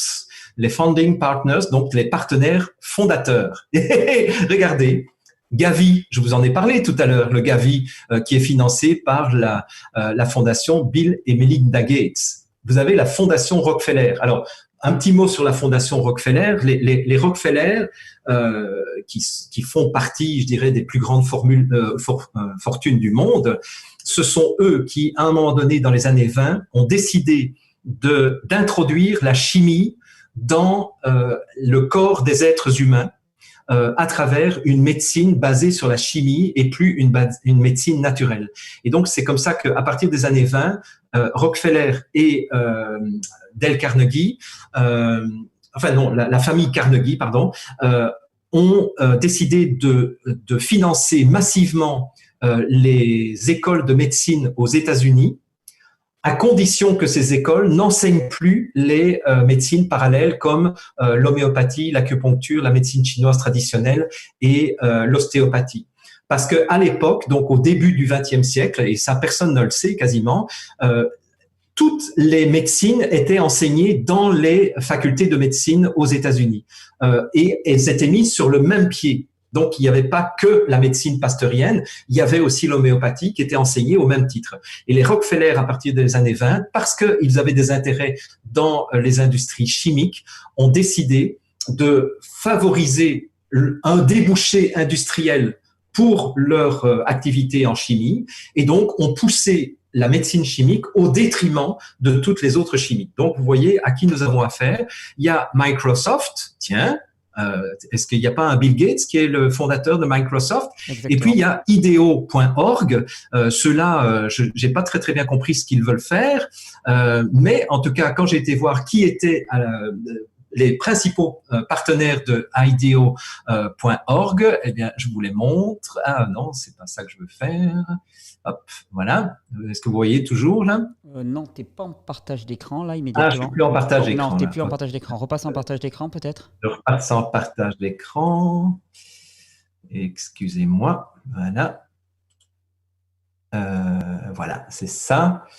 Donc là, vous voyez bien. Attends, pas encore, toujours pas. Ah, ça y est, là, c'est parti. Voilà. Donc, ah oui, voilà, c'est la page suivante, c'est celle-ci. Donc, qui sont les gens qui sont les partenaires de IDEO.org? La Fondation Rockefeller. La Fondation Rockefeller. Il y a de nouveau le Bill et Melinda Gates Foundation. Il y a Bezos Family Foundation, donc etc. Jeff Bezos, qui est le président de Amazon. L'une des plus grosses fortunes du monde aussi. Voilà, c'est ça. Donc, ça veut dire que maintenant, je vais arrêter le partage. Il y a JP Morgan Chase aussi, une grosse société de finance. Oui, c'est ça. Il y a la Banque mondiale aussi. En fait, ce sont tous les voleurs finalement. Bon, alors, je vous lis quand même un tout petit extrait du manifeste de l'Alliance ID 2020 pour que vous compreniez que, en fait, ils sont en train de réécrire même l'histoire des besoins fondamentaux chez les êtres humains. Vous connaissez la pyramide des besoins d'Abraham Maslow. Hein, on dit qu'il y a 5 niveaux de besoins. Il y a les besoins physiologiques, les besoins de sécurité, les besoins d'appartenance, les besoins de reconnaissance et les besoins de réalisation. Bien, eh ben, figurez-vous que Abraham Maslow s'est trompé parce qu'il y a un besoin encore plus fondamental que ça. Et merci à Bill Gates de l'avoir identifié. Il dit, dans le manifeste de l'Alliance ID 2020, la capacité de prouver son identité est un droit humain fondamental et universel. Pour toi? Pour moi, voilà. Ça ne parle pas. Pour moi non plus. 2. Nous vivons dans une ère numérique. On nous présente ça comme une fatalité. Les individus ont besoin d'un moyen fiable et vérifiable de prouver qui ils sont à la fois dans le monde physique et en ligne. Et alors, le 3, il me fend le cœur. Écoutez-moi ça, mais quelle générosité quand même. Plus d'1 milliard de personnes dans le monde ne peuvent prouver leur identité par aucun moyen reconnu. En tant que tels, ils ne sont pas protégés par la loi et sont incapables d'accéder aux services de base. Le service de base, c'est-à-dire le numérique, évidemment, de participer en tant que citoyen ou électeur ou de faire des transactions dans l'économie moderne. La plupart de ces personnes touchées sont des enfants ou des adolescents et beaucoup sont des réfugiés, des déplacés de force ou des apatrides. Donc, il faut faire quelque chose pour eux. Donc, qu'est-ce qu'on va faire? Eh bien, on va mettre une identité numérique pour 7 milliards d'individus. Et en fait, c'est ça le but du jeu de cette pseudo-pandémie de coronavirus. Hein, là, je vous la balance de façon un peu brutale, mais en réalité, c'est de disposer d'une identité numérique qui soit détectable à tout moment. Et c'est là que intervient, parce que je me suis demandé, mais comment ça se fait que YouTube m'a écrit l'autre jour, avant que ma vidéo ne soit mise au rencard, ils m'ont dit, oui, il faut que vous respectiez les règles de la communauté et ne plus diffuser des mauvaises informations. Par exemple, et ils m'avaient donné 5 exemples, je trouvais que je remplissais déjà 3 des 5 exemples, donc je me suis dit, oulala, ça va chauffer pour moi. Effectivement, quelques jours plus tard, on enlevait ma vidéo. Et un exemple, c'est toute vidéo ou toute communication qui fait un lien entre la 5G et la vaccination, entre la 5G et le Covid-19 sera supprimée instantanément par les réseaux sociaux. J'ai fait une capture d'écran de cette communication qui m'a été envoyée par YouTube et on peut se demander, mais pourquoi en pleine crise du coronavirus, on nous dit qu'on n'a pas le droit de parler du danger de la 5G? Ben, en fait, c'est très simple.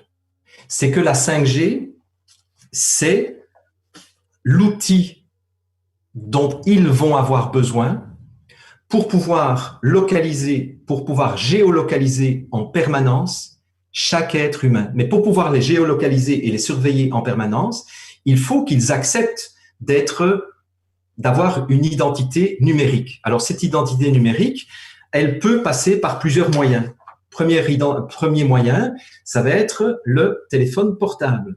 Le téléphone portable, j'ai lu un article hier matin, ça m'a foutu un petit peu en colère, où le ministère de la Santé ici au Québec étudie 11 propositions de sociétés commerciales pour voir quel est le système d'identification numérique qui sera imposé aux Québécois cet automne. Oui, donc, ce ne sera pas un choix. Tu me l'as annoncé.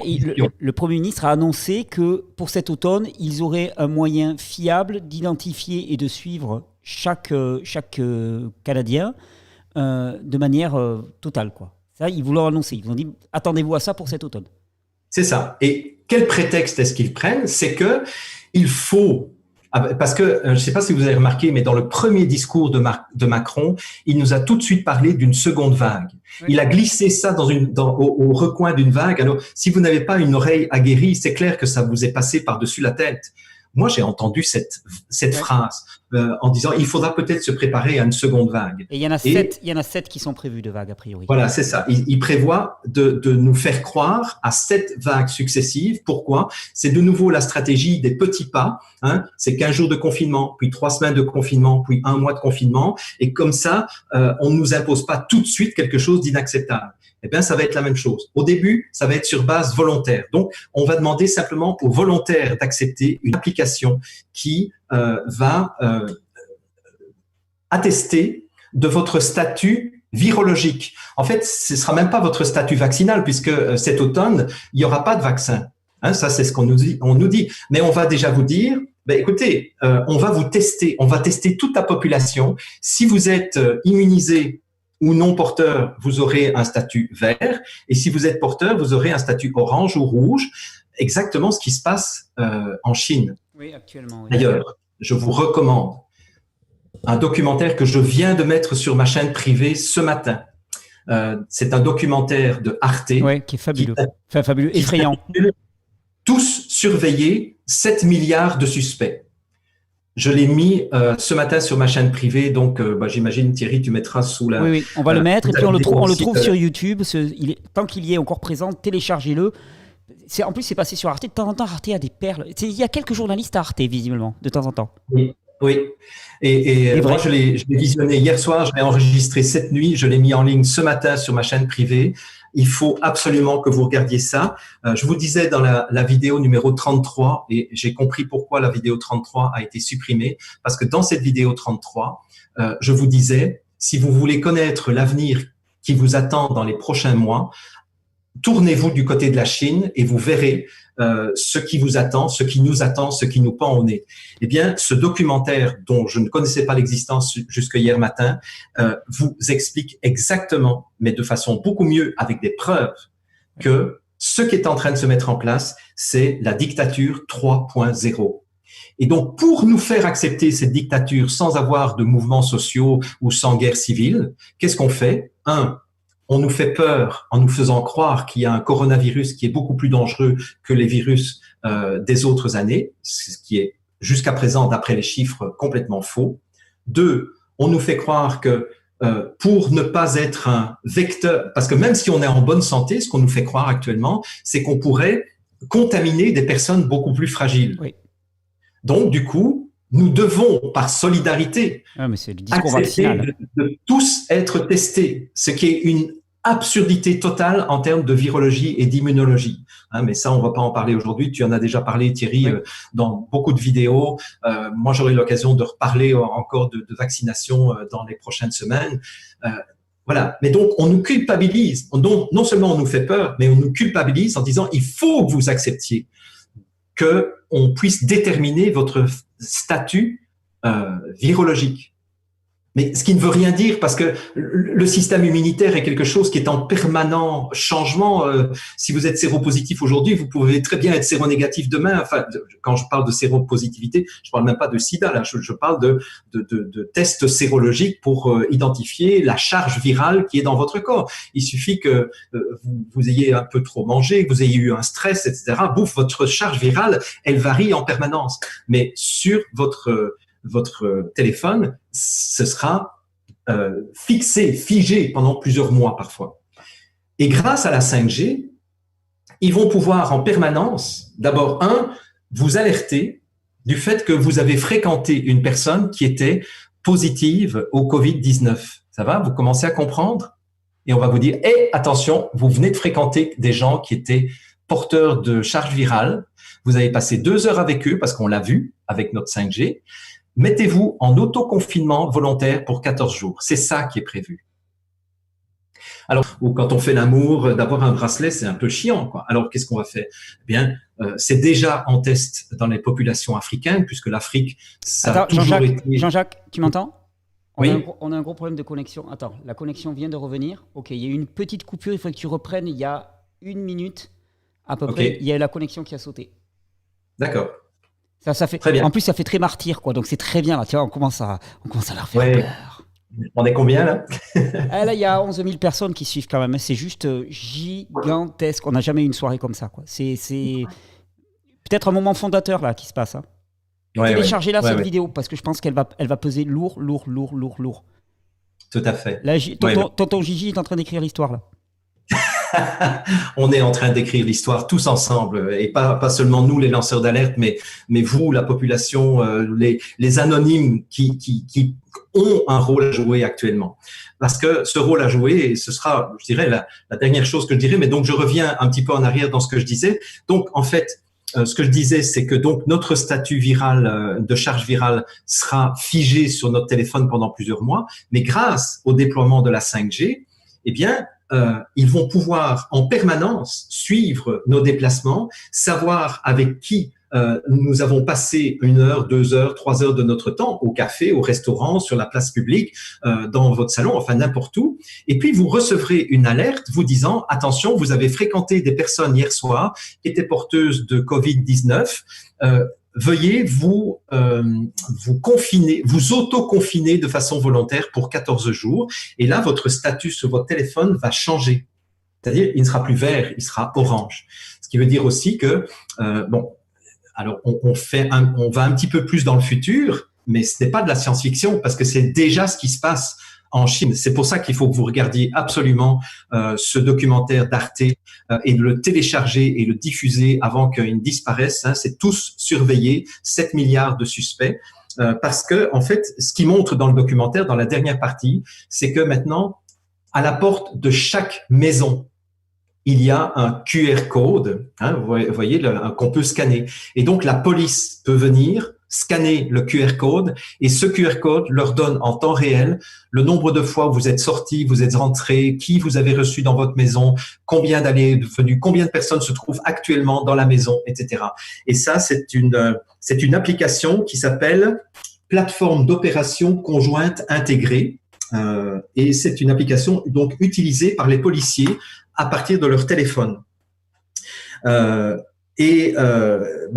Heureusement, il commence à y avoir des spécialistes de la cybersécurité qui sont en train de se mobiliser pour contrer ce genre de dérive qu'ils qualifient eux-mêmes de dérive pire que la période de 1930-1940 dans l'Allemagne nazie. Et je pense qu'effectivement, ce n'est pas être conspirationniste ou complotiste aujourd'hui de dénoncer ce traçage numérique qui est en train d'être mis en place. Alors, ultimement, ce qui est prévu par ID 2020, c'est de vous injecter, en fait, avec le vaccin ou sans le vaccin, peu importe, ce qu'ils appellent un gel nanotechnologique. Alors, la nanotechnologie, c'est quelque chose qui s'est développé dans les 20 dernières années et qui a consisté à miniaturiser de plus en plus les éléments de transmission. on n'en est plus du tout aux puces RFID d'il y a 20 ans. Et là, on est né aux nanopuces. Oui, c'est ça. Maintenant, c'est des choses qui sont quasiment invisibles à l'œil nu. Et ces gens, maintenant, ont mis au point, et c'est au point. Donc, ça, c'est une lanceuse d'alerte qui fait partie de la FEMA, la Federal Emergency Management Agency, donc qui est l'agence de management des situations d'urgence au niveau fédéral. Et c'est quelqu'un qui a travaillé pendant 20 ans à la FEMA aux États-Unis et qui, pour des raisons de conscience aussi, elle a dit, moi, je suis chrétienne, je suis pratiquante et je ne peux plus supporter ce genre de mensonges et ce genre d'expériences qui sont en train d'être mises au point. Et c'est elle qui a révélé l'existence d'un gel nanotechnologique. Alors, ce gel, donc, quand on va l'injecter dans le corps, va aller se fixer sur les cellules osseuses les plus proches du site d'injection.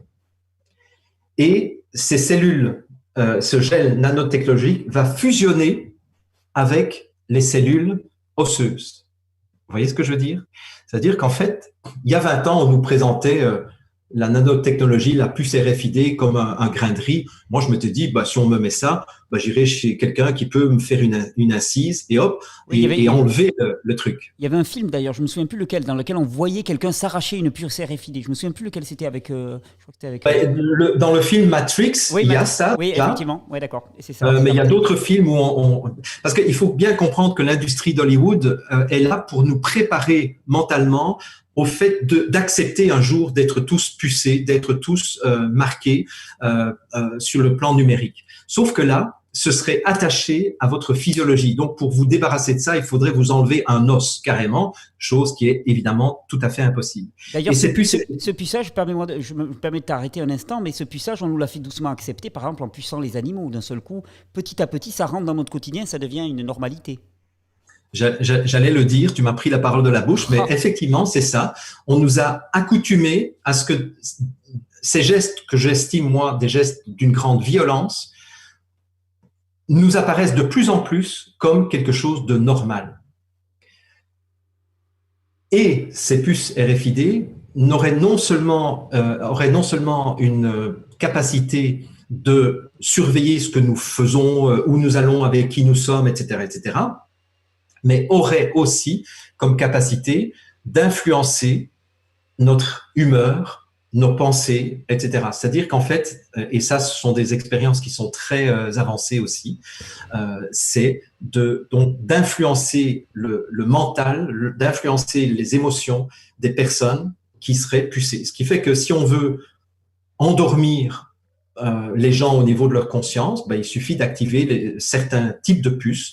Si on veut contrôler une partie de la population, ben, comme toutes ces puces sont répertoriées avec votre profil, tous les profils d'opposants comme Thierry, moi et d'autres, eh bien, nous pourrions à un moment donné, si nous acceptons cela, être neutralisés tout simplement par une simple programmation informatique. Mais pour faire tout cela, ils ont besoin d'un réseau de 5G.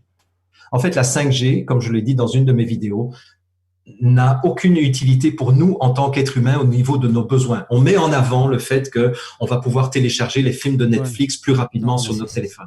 Ça, c'est de la connerie.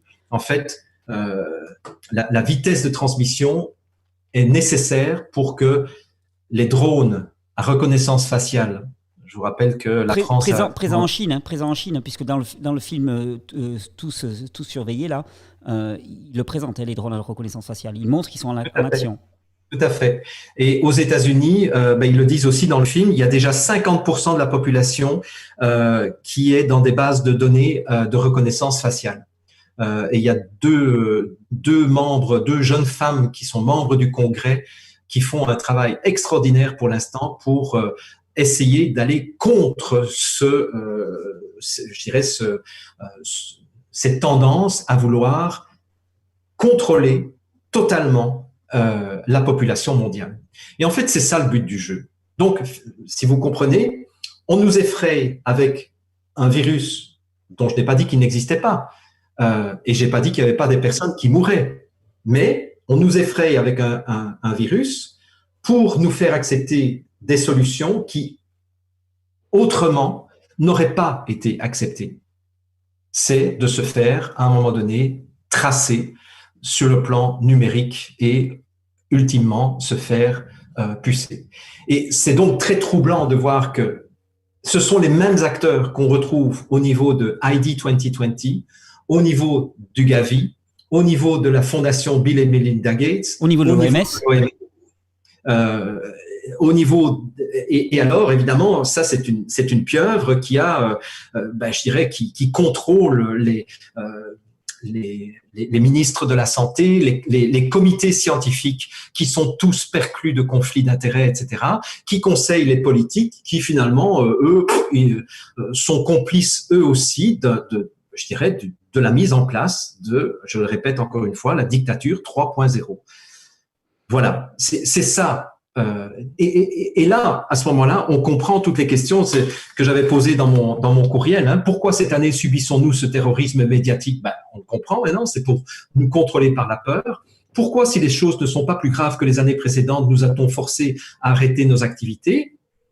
Mais c'est aussi pour nous mettre dans une situation de grande précarité sur le plan économique. Parce qu'en étant en précarité économique, vous pensez bien que vous allez tous, en sortant de ce confinement, vous allez tous essayer de rattraper le chiffre d'affaires que vous n'avez pas fait. Vous allez tous essayer de rattraper un niveau de vie sociale sur le plan économique parce que on vous aura donné des miettes pour juste survivre, mais vous voulez faire plus que survivre.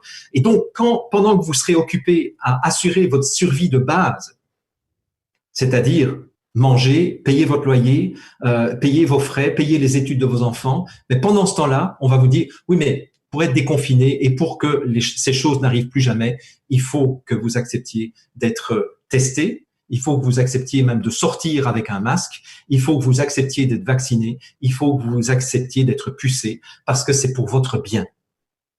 Vous comprenez? Donc, c'est aussi une stratégie du choc sur le plan économique. Hein. Je n'ai pas développé cet aspect-là, mais c'est aussi volontaire.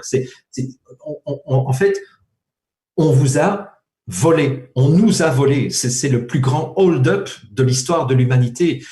C'est cette mise à l'arrêt de l'économie de 3 milliards de personnes. Pourquoi nous bassine-t-on les oreilles depuis des mois avec un vaccin qui ne viendra pas alors que des remèdes simples et peu coûteux existent et ont fait leurs preuves? Maintenant, vous avez compris, parce que évidemment… il faut passer le vaccin. Comment? Il faut passer le vaccin, donc de toute façon, il n'y a pas autre chose à faire. Hein. C'est ça, exactement.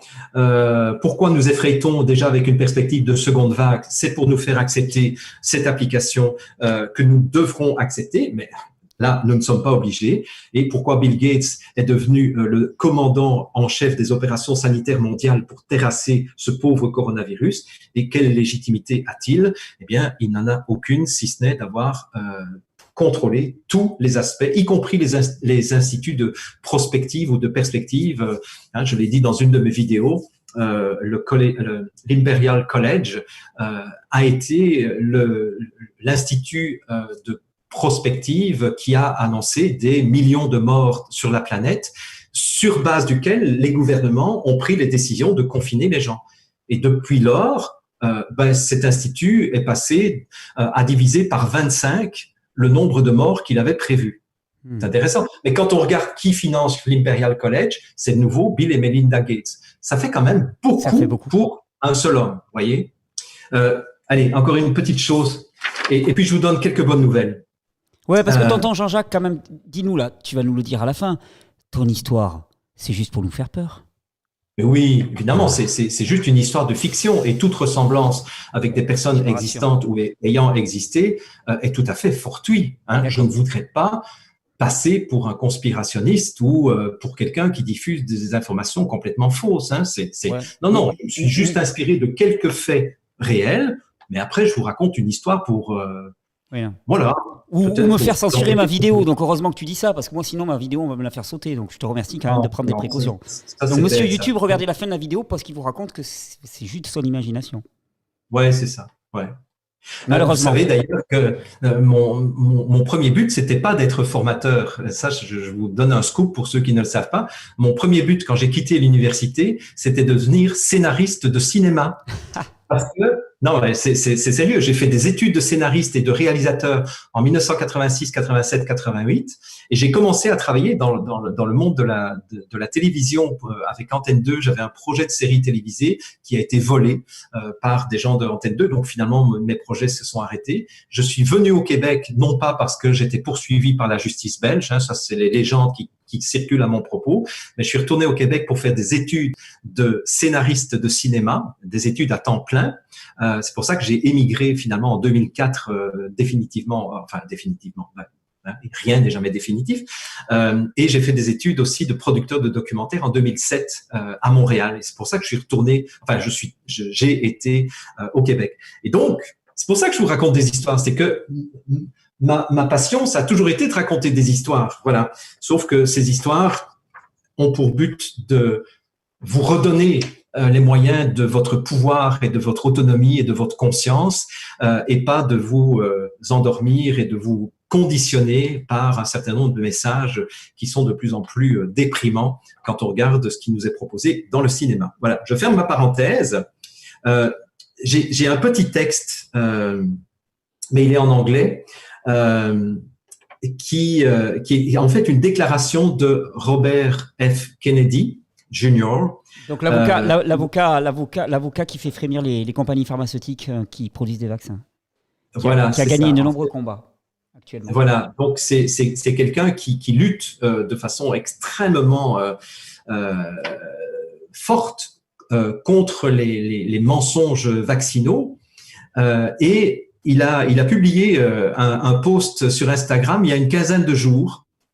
Ça m'a fait vraiment plaisir. Alors, je vais pas vous le lire parce qu'il est assez long, mais il fait la liste de tout ce que Bill Gates a fait comme dégâts avec sa politique vaccinale depuis que il propose ou il impose les vaccins dans les pays nécessiteux. Hein. Et donc, il dit par exemple il a promis 1,2 milliard de dollars pour éradiquer la polio. Et en se faisant, évidemment, il a pris le contrôle des agences de santé, entre autres en Inde. Et il dit, par exemple, avec les campagnes de vaccination contre la polio de Bill Gates, ça a eu comme conséquence de paralyser 496 000 enfants entre 2000 et 2017. Un demi-million d'enfants ont été donc... oui, c'est Robert Kennedy qui a fait sortir cette info. C'est Robert Kennedy qui a fait sortir cette info en premier. Oui, c'est exactement ça. Il parle de 23 000 jeunes filles qui ont... des jeunes filles qui ont été vaccinées contre le vaccin, contre le papillomavirus, qui ont eu des effets secondaires extrêmement graves, des morts d'enfants dans différents pays, etc. Enfin bref, et aussi différents pays qui commencent maintenant à attaquer Bill Gates pour crimes contre l'humanité. Et entre autres, il parle de la Tanzanie, du Nicaragua, du Mexique, de l'Inde et des Philippines. Voilà, je vous en dis pas plus, mais cet homme, vraiment, est un des hommes les plus dangereux du monde actuellement. C'est un fou furieux, parce qu'en plus, il croit à ses affaires. C'est ça qui est terrible. Hein. Il croit vraiment... Ah, mais il est en croisade pour le bien. C'est quelqu'un qui pense faire le bien. C'est un bienfaiteur dans sa tête, je pense. En même temps, j'ai un petit doute, parce que si vraiment il y croyait à ses affaires, il aurait vacciné ses enfants. Oui, c'est vrai que c'est un petit doute. Voilà. Et alors, des bonnes nouvelles. Les bonnes nouvelles... c'est que, selon moi, ces plans qui existent depuis très longtemps. Bon, j'aurais pu vous parler, mais bon, là, on commence à être très long. Là, mais il y aura une suite, de toute façon, il y aura une suite. Oui, il y aura une suite. Vous voyez, j'ai un document qui m'a été révélé par une lanceuse d'alerte américaine. Le document de 2010. Les scénarios pour le futur de la technologie et le développement international. C'est un document qui a été créé par la Fondation Rockefeller. Je vous ai déjà parlé de Rockefeller ? Non, hein? Non. Et le Global Business Network, donc le réseau global pour le business. Et c'est un document qui date de mai 2010 et qui écrit 4 scénarios de contrôle de la population. C'est vraiment extraordinaire parce que quand on lit ça, ça a été écrit en mai 2010. Alors, je ne vais pas vous en faire beaucoup de lectures, mais en fait, ils disent, voilà, donc il va y avoir une pandémie bientôt et donc il faudra que bon, évidemment, la pandémie va avoir, oui, 20% de la population sera atteinte et 8 millions de personnes seront tuées en quelques mois, en 7 mois exactement. La majorité des jeunes adultes, je vous traduis quelques phrases là comme ça, mais la pandémie aura aussi des effets mortels sur l'économie et sur la mobilité internationale des biens et des personnes. Les industries comme le tourisme ou les chaînes d'approvisionnement en alimentation vont être complètement déstructurées, etc., etc. Et puis, bon, on continue en disant, ben, il faudra donc, il faudra pour contrer cela que les gens au pouvoir fassent preuve d'autoritarisme, hein, ils le mettent, et imposent aux citoyens d'arrêter leurs activités et de se mettre en confinement. Attendez, je lis ça, ça date de mai 2010.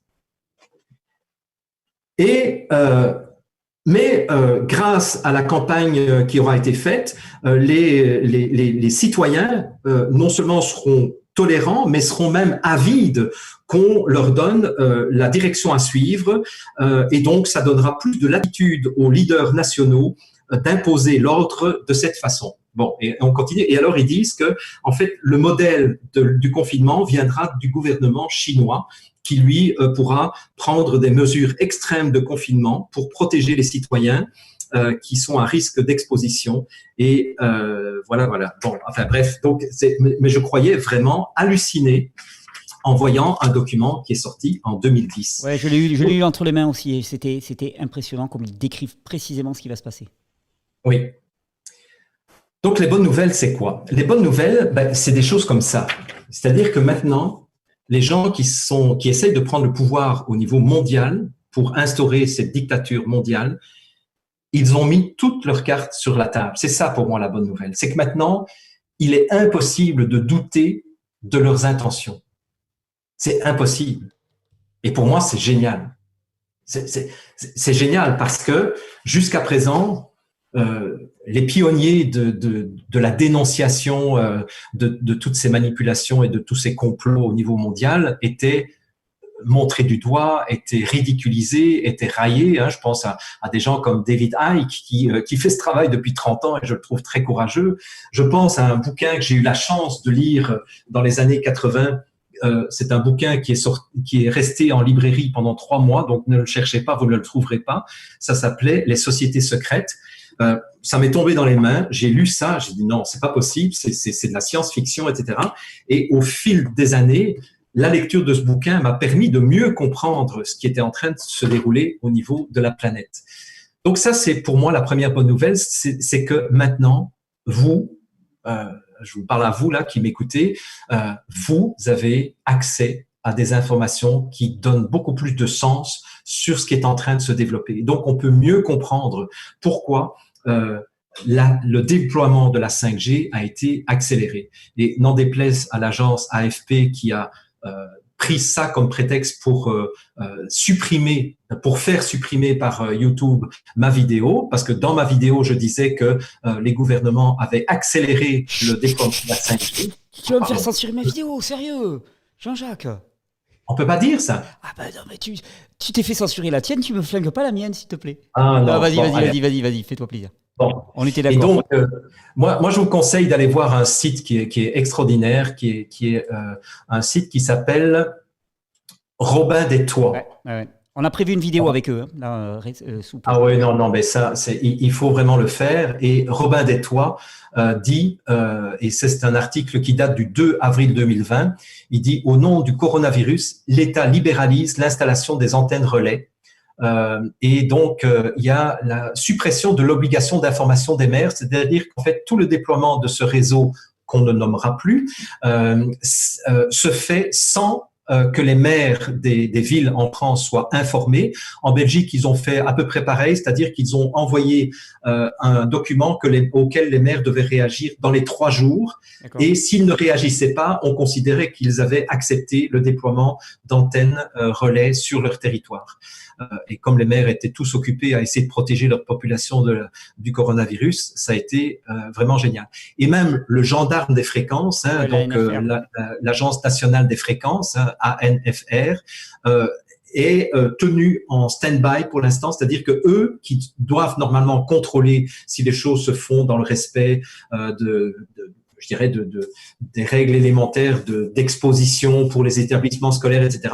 Eh ben eux, ils sont mis au rencard pour l'instant. Donc en fait, on a laissé plein pouvoir et pleine liberté au déploiement de la 5G. Mais si vous comprenez maintenant que la 5G, c'est un élément stratégique pour la mise en place de cette dictature 3.0, qui permettra à n'importe quel policier de suivre n'importe quelle personne n'importe où, ben alors maintenant vous comprenez pourquoi c'est devenu prioritaire que la 5G soit établie sur tout le territoire, sur tous les territoires, plus les satellites qu'on envoie dans l'atmosphère. Donc, première bonne nouvelle, c'est que maintenant, nous avons accès à l'information. Vous avez encore quelques jours de confinement, eh bien, prenez le temps d'aller vous informer à des sites d'information sérieux. On va mettre le paquet, on va mettre tous le paquet en plus. Là, voilà, et c'est notre force, parce que je vois dans le chat beaucoup de gens qui disent qu'est-ce qu'on fait. Il est encore trop tôt pour appeler d'une certaine manière à la désobéissance civile, parce qu'il y a un moment où il va falloir passer à la désobéissance civile, qui est le moyen de lutte non violente le plus exceptionnel qui soit, mais il est encore trop tôt et on est tous d'accord à ce niveau-là.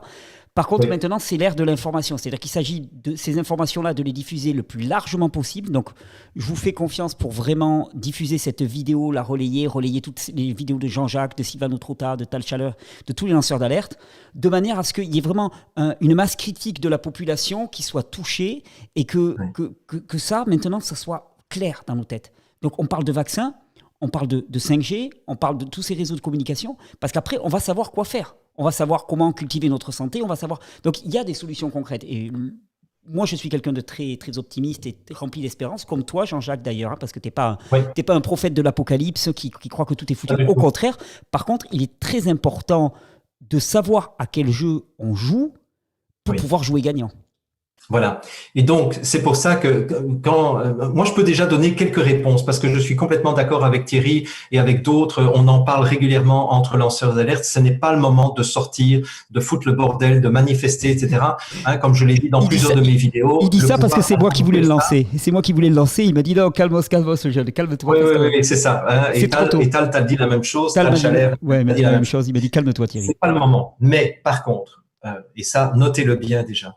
Qu'est-ce que vous pouvez faire? C'est refuser de télécharger l'application sur votre téléphone. Si on vous dit, oui, mais alors on vous met un bracelet. Non, je refuse. Point.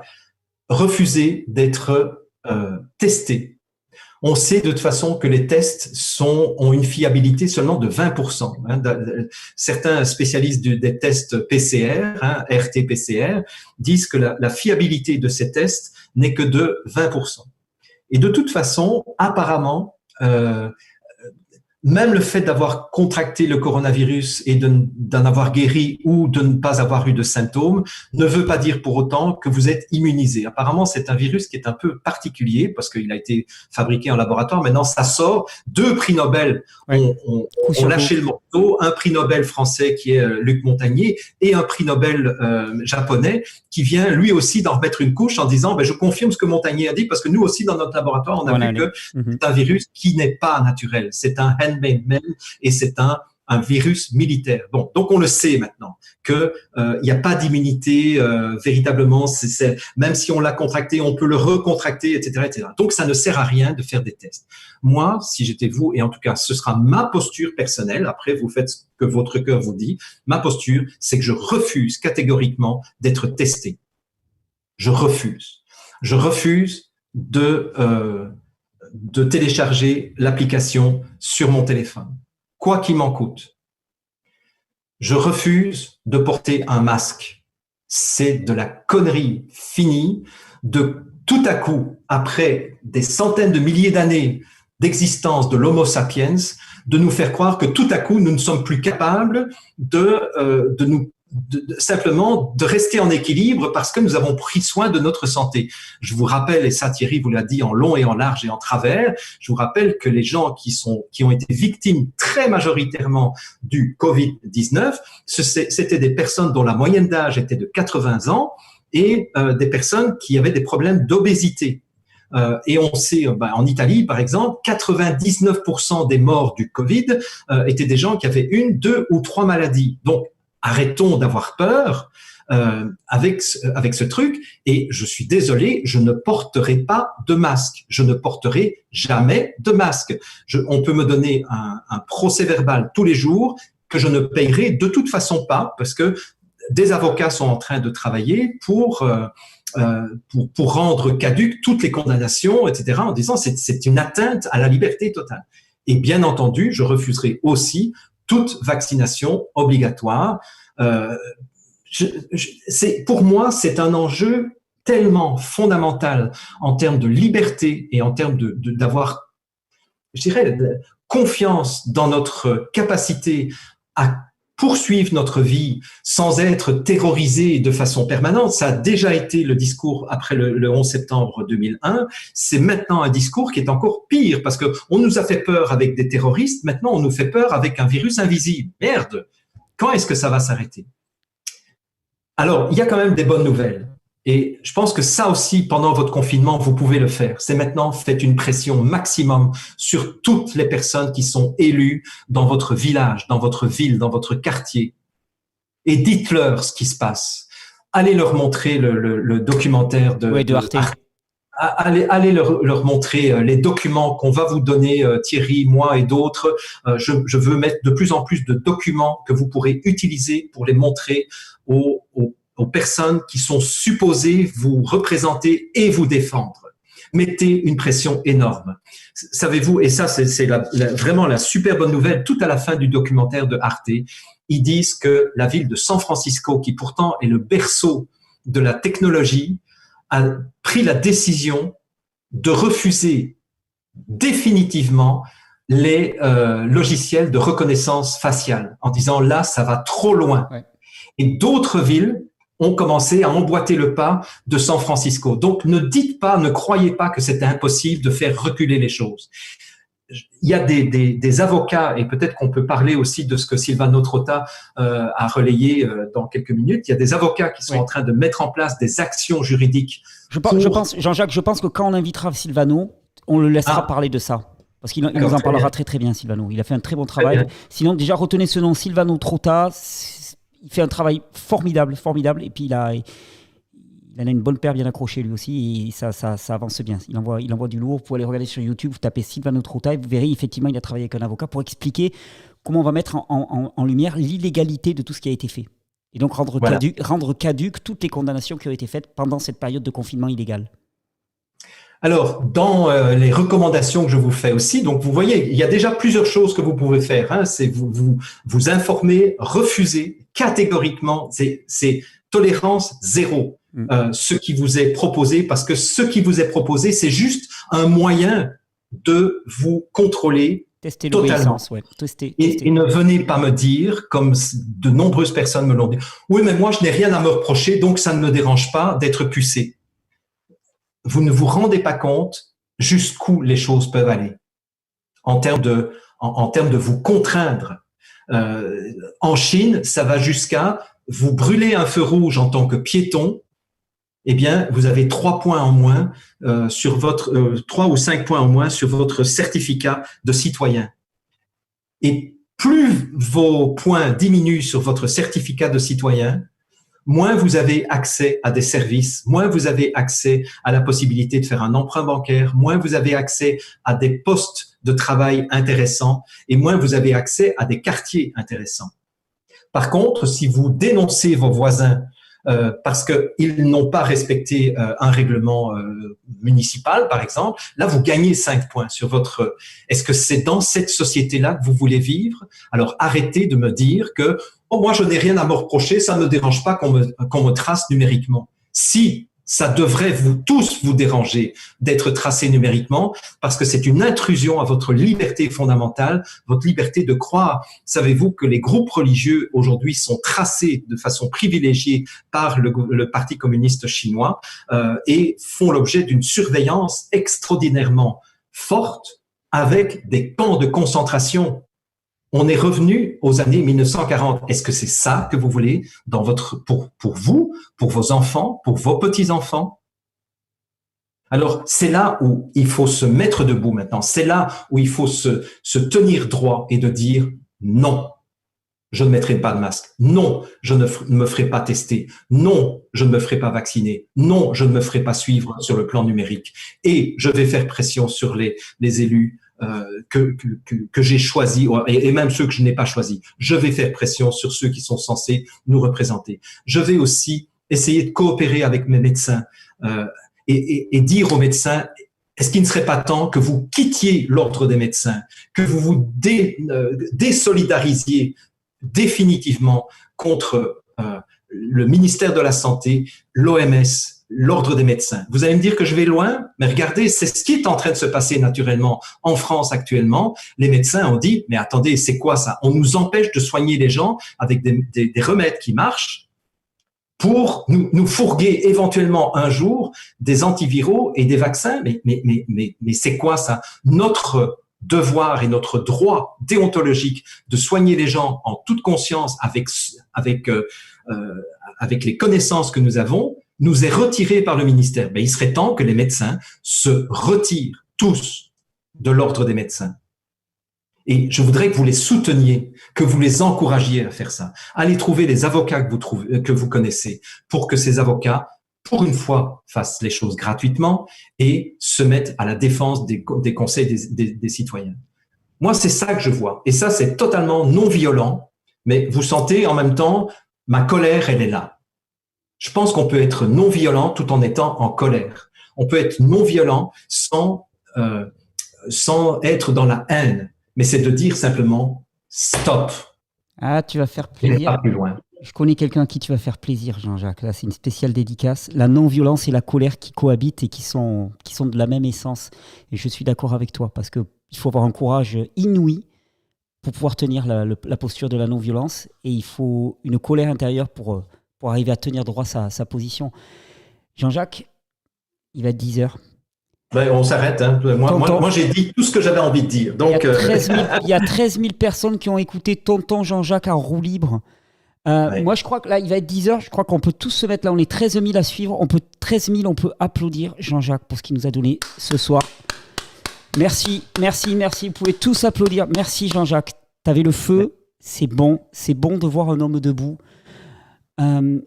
C'est que le début, hein, puisqu'on a plein de choses prévues ensemble avec tous les copains et copines qui portent le message. C'est magnifique. Actuellement, l'important, c'est une guerre de l'information parce que tout se passe au niveau des croyances. Il faut démonter ce système de croyances fallacieux pour remettre un système de croyances vertueux dedans, pour comprendre que, comme tu le dis, le virus n'est pas un problème en tant que tel. On a vécu, on s'est développé, l'espèce humaine s'est développée dans un environnement et qu'on n'a pas à se protéger de cet environnement, mais à apprendre à s'y adapter. Et si cet environnement est trop éloigné de nos besoins physiologiques, alors à ce moment-là, il faut questionner notre environnement et le ramener dans un droit chemin, qu'on n'a pas besoin de puçage, on n'a pas besoin d'identification, on a besoin d'avoir accès à nos besoins vitaux et qui sont une nourriture de qualité, un air de qualité, des relations sociales, un cadre de travail épanouissant, la famille, la présence des enfants, la présence des anciens. Voilà, on a besoin de contact avec les uns et avec les autres et non pas d'être isolés socialement. On a besoin de soleil, on a besoin d'air pur, on n'a pas besoin de masques ridicules sur la tête. Et tout ça, eh bien, c'est parce qu'on va le comprendre qu'ensuite on pourra l'imposer tous ensemble.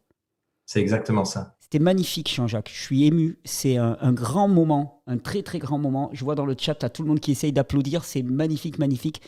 Jean-Jacques, je te remercie. Je renvoie vraiment vers la chaîne de Jean-Jacques Crèvecoeur. Le lien est juste en dessous de cette vidéo. Jean-Jacques, il fait de la formation. Il est habité. Vous voyez ce que c'est qu'un homme passionné? Je trouve ça magnifique. Tu es un exemple. Et je te dis pas ça pour te cirer les bottes. Tu es vraiment un exemple. Je te remercie sincèrement pour ta générosité, Jean-Jacques.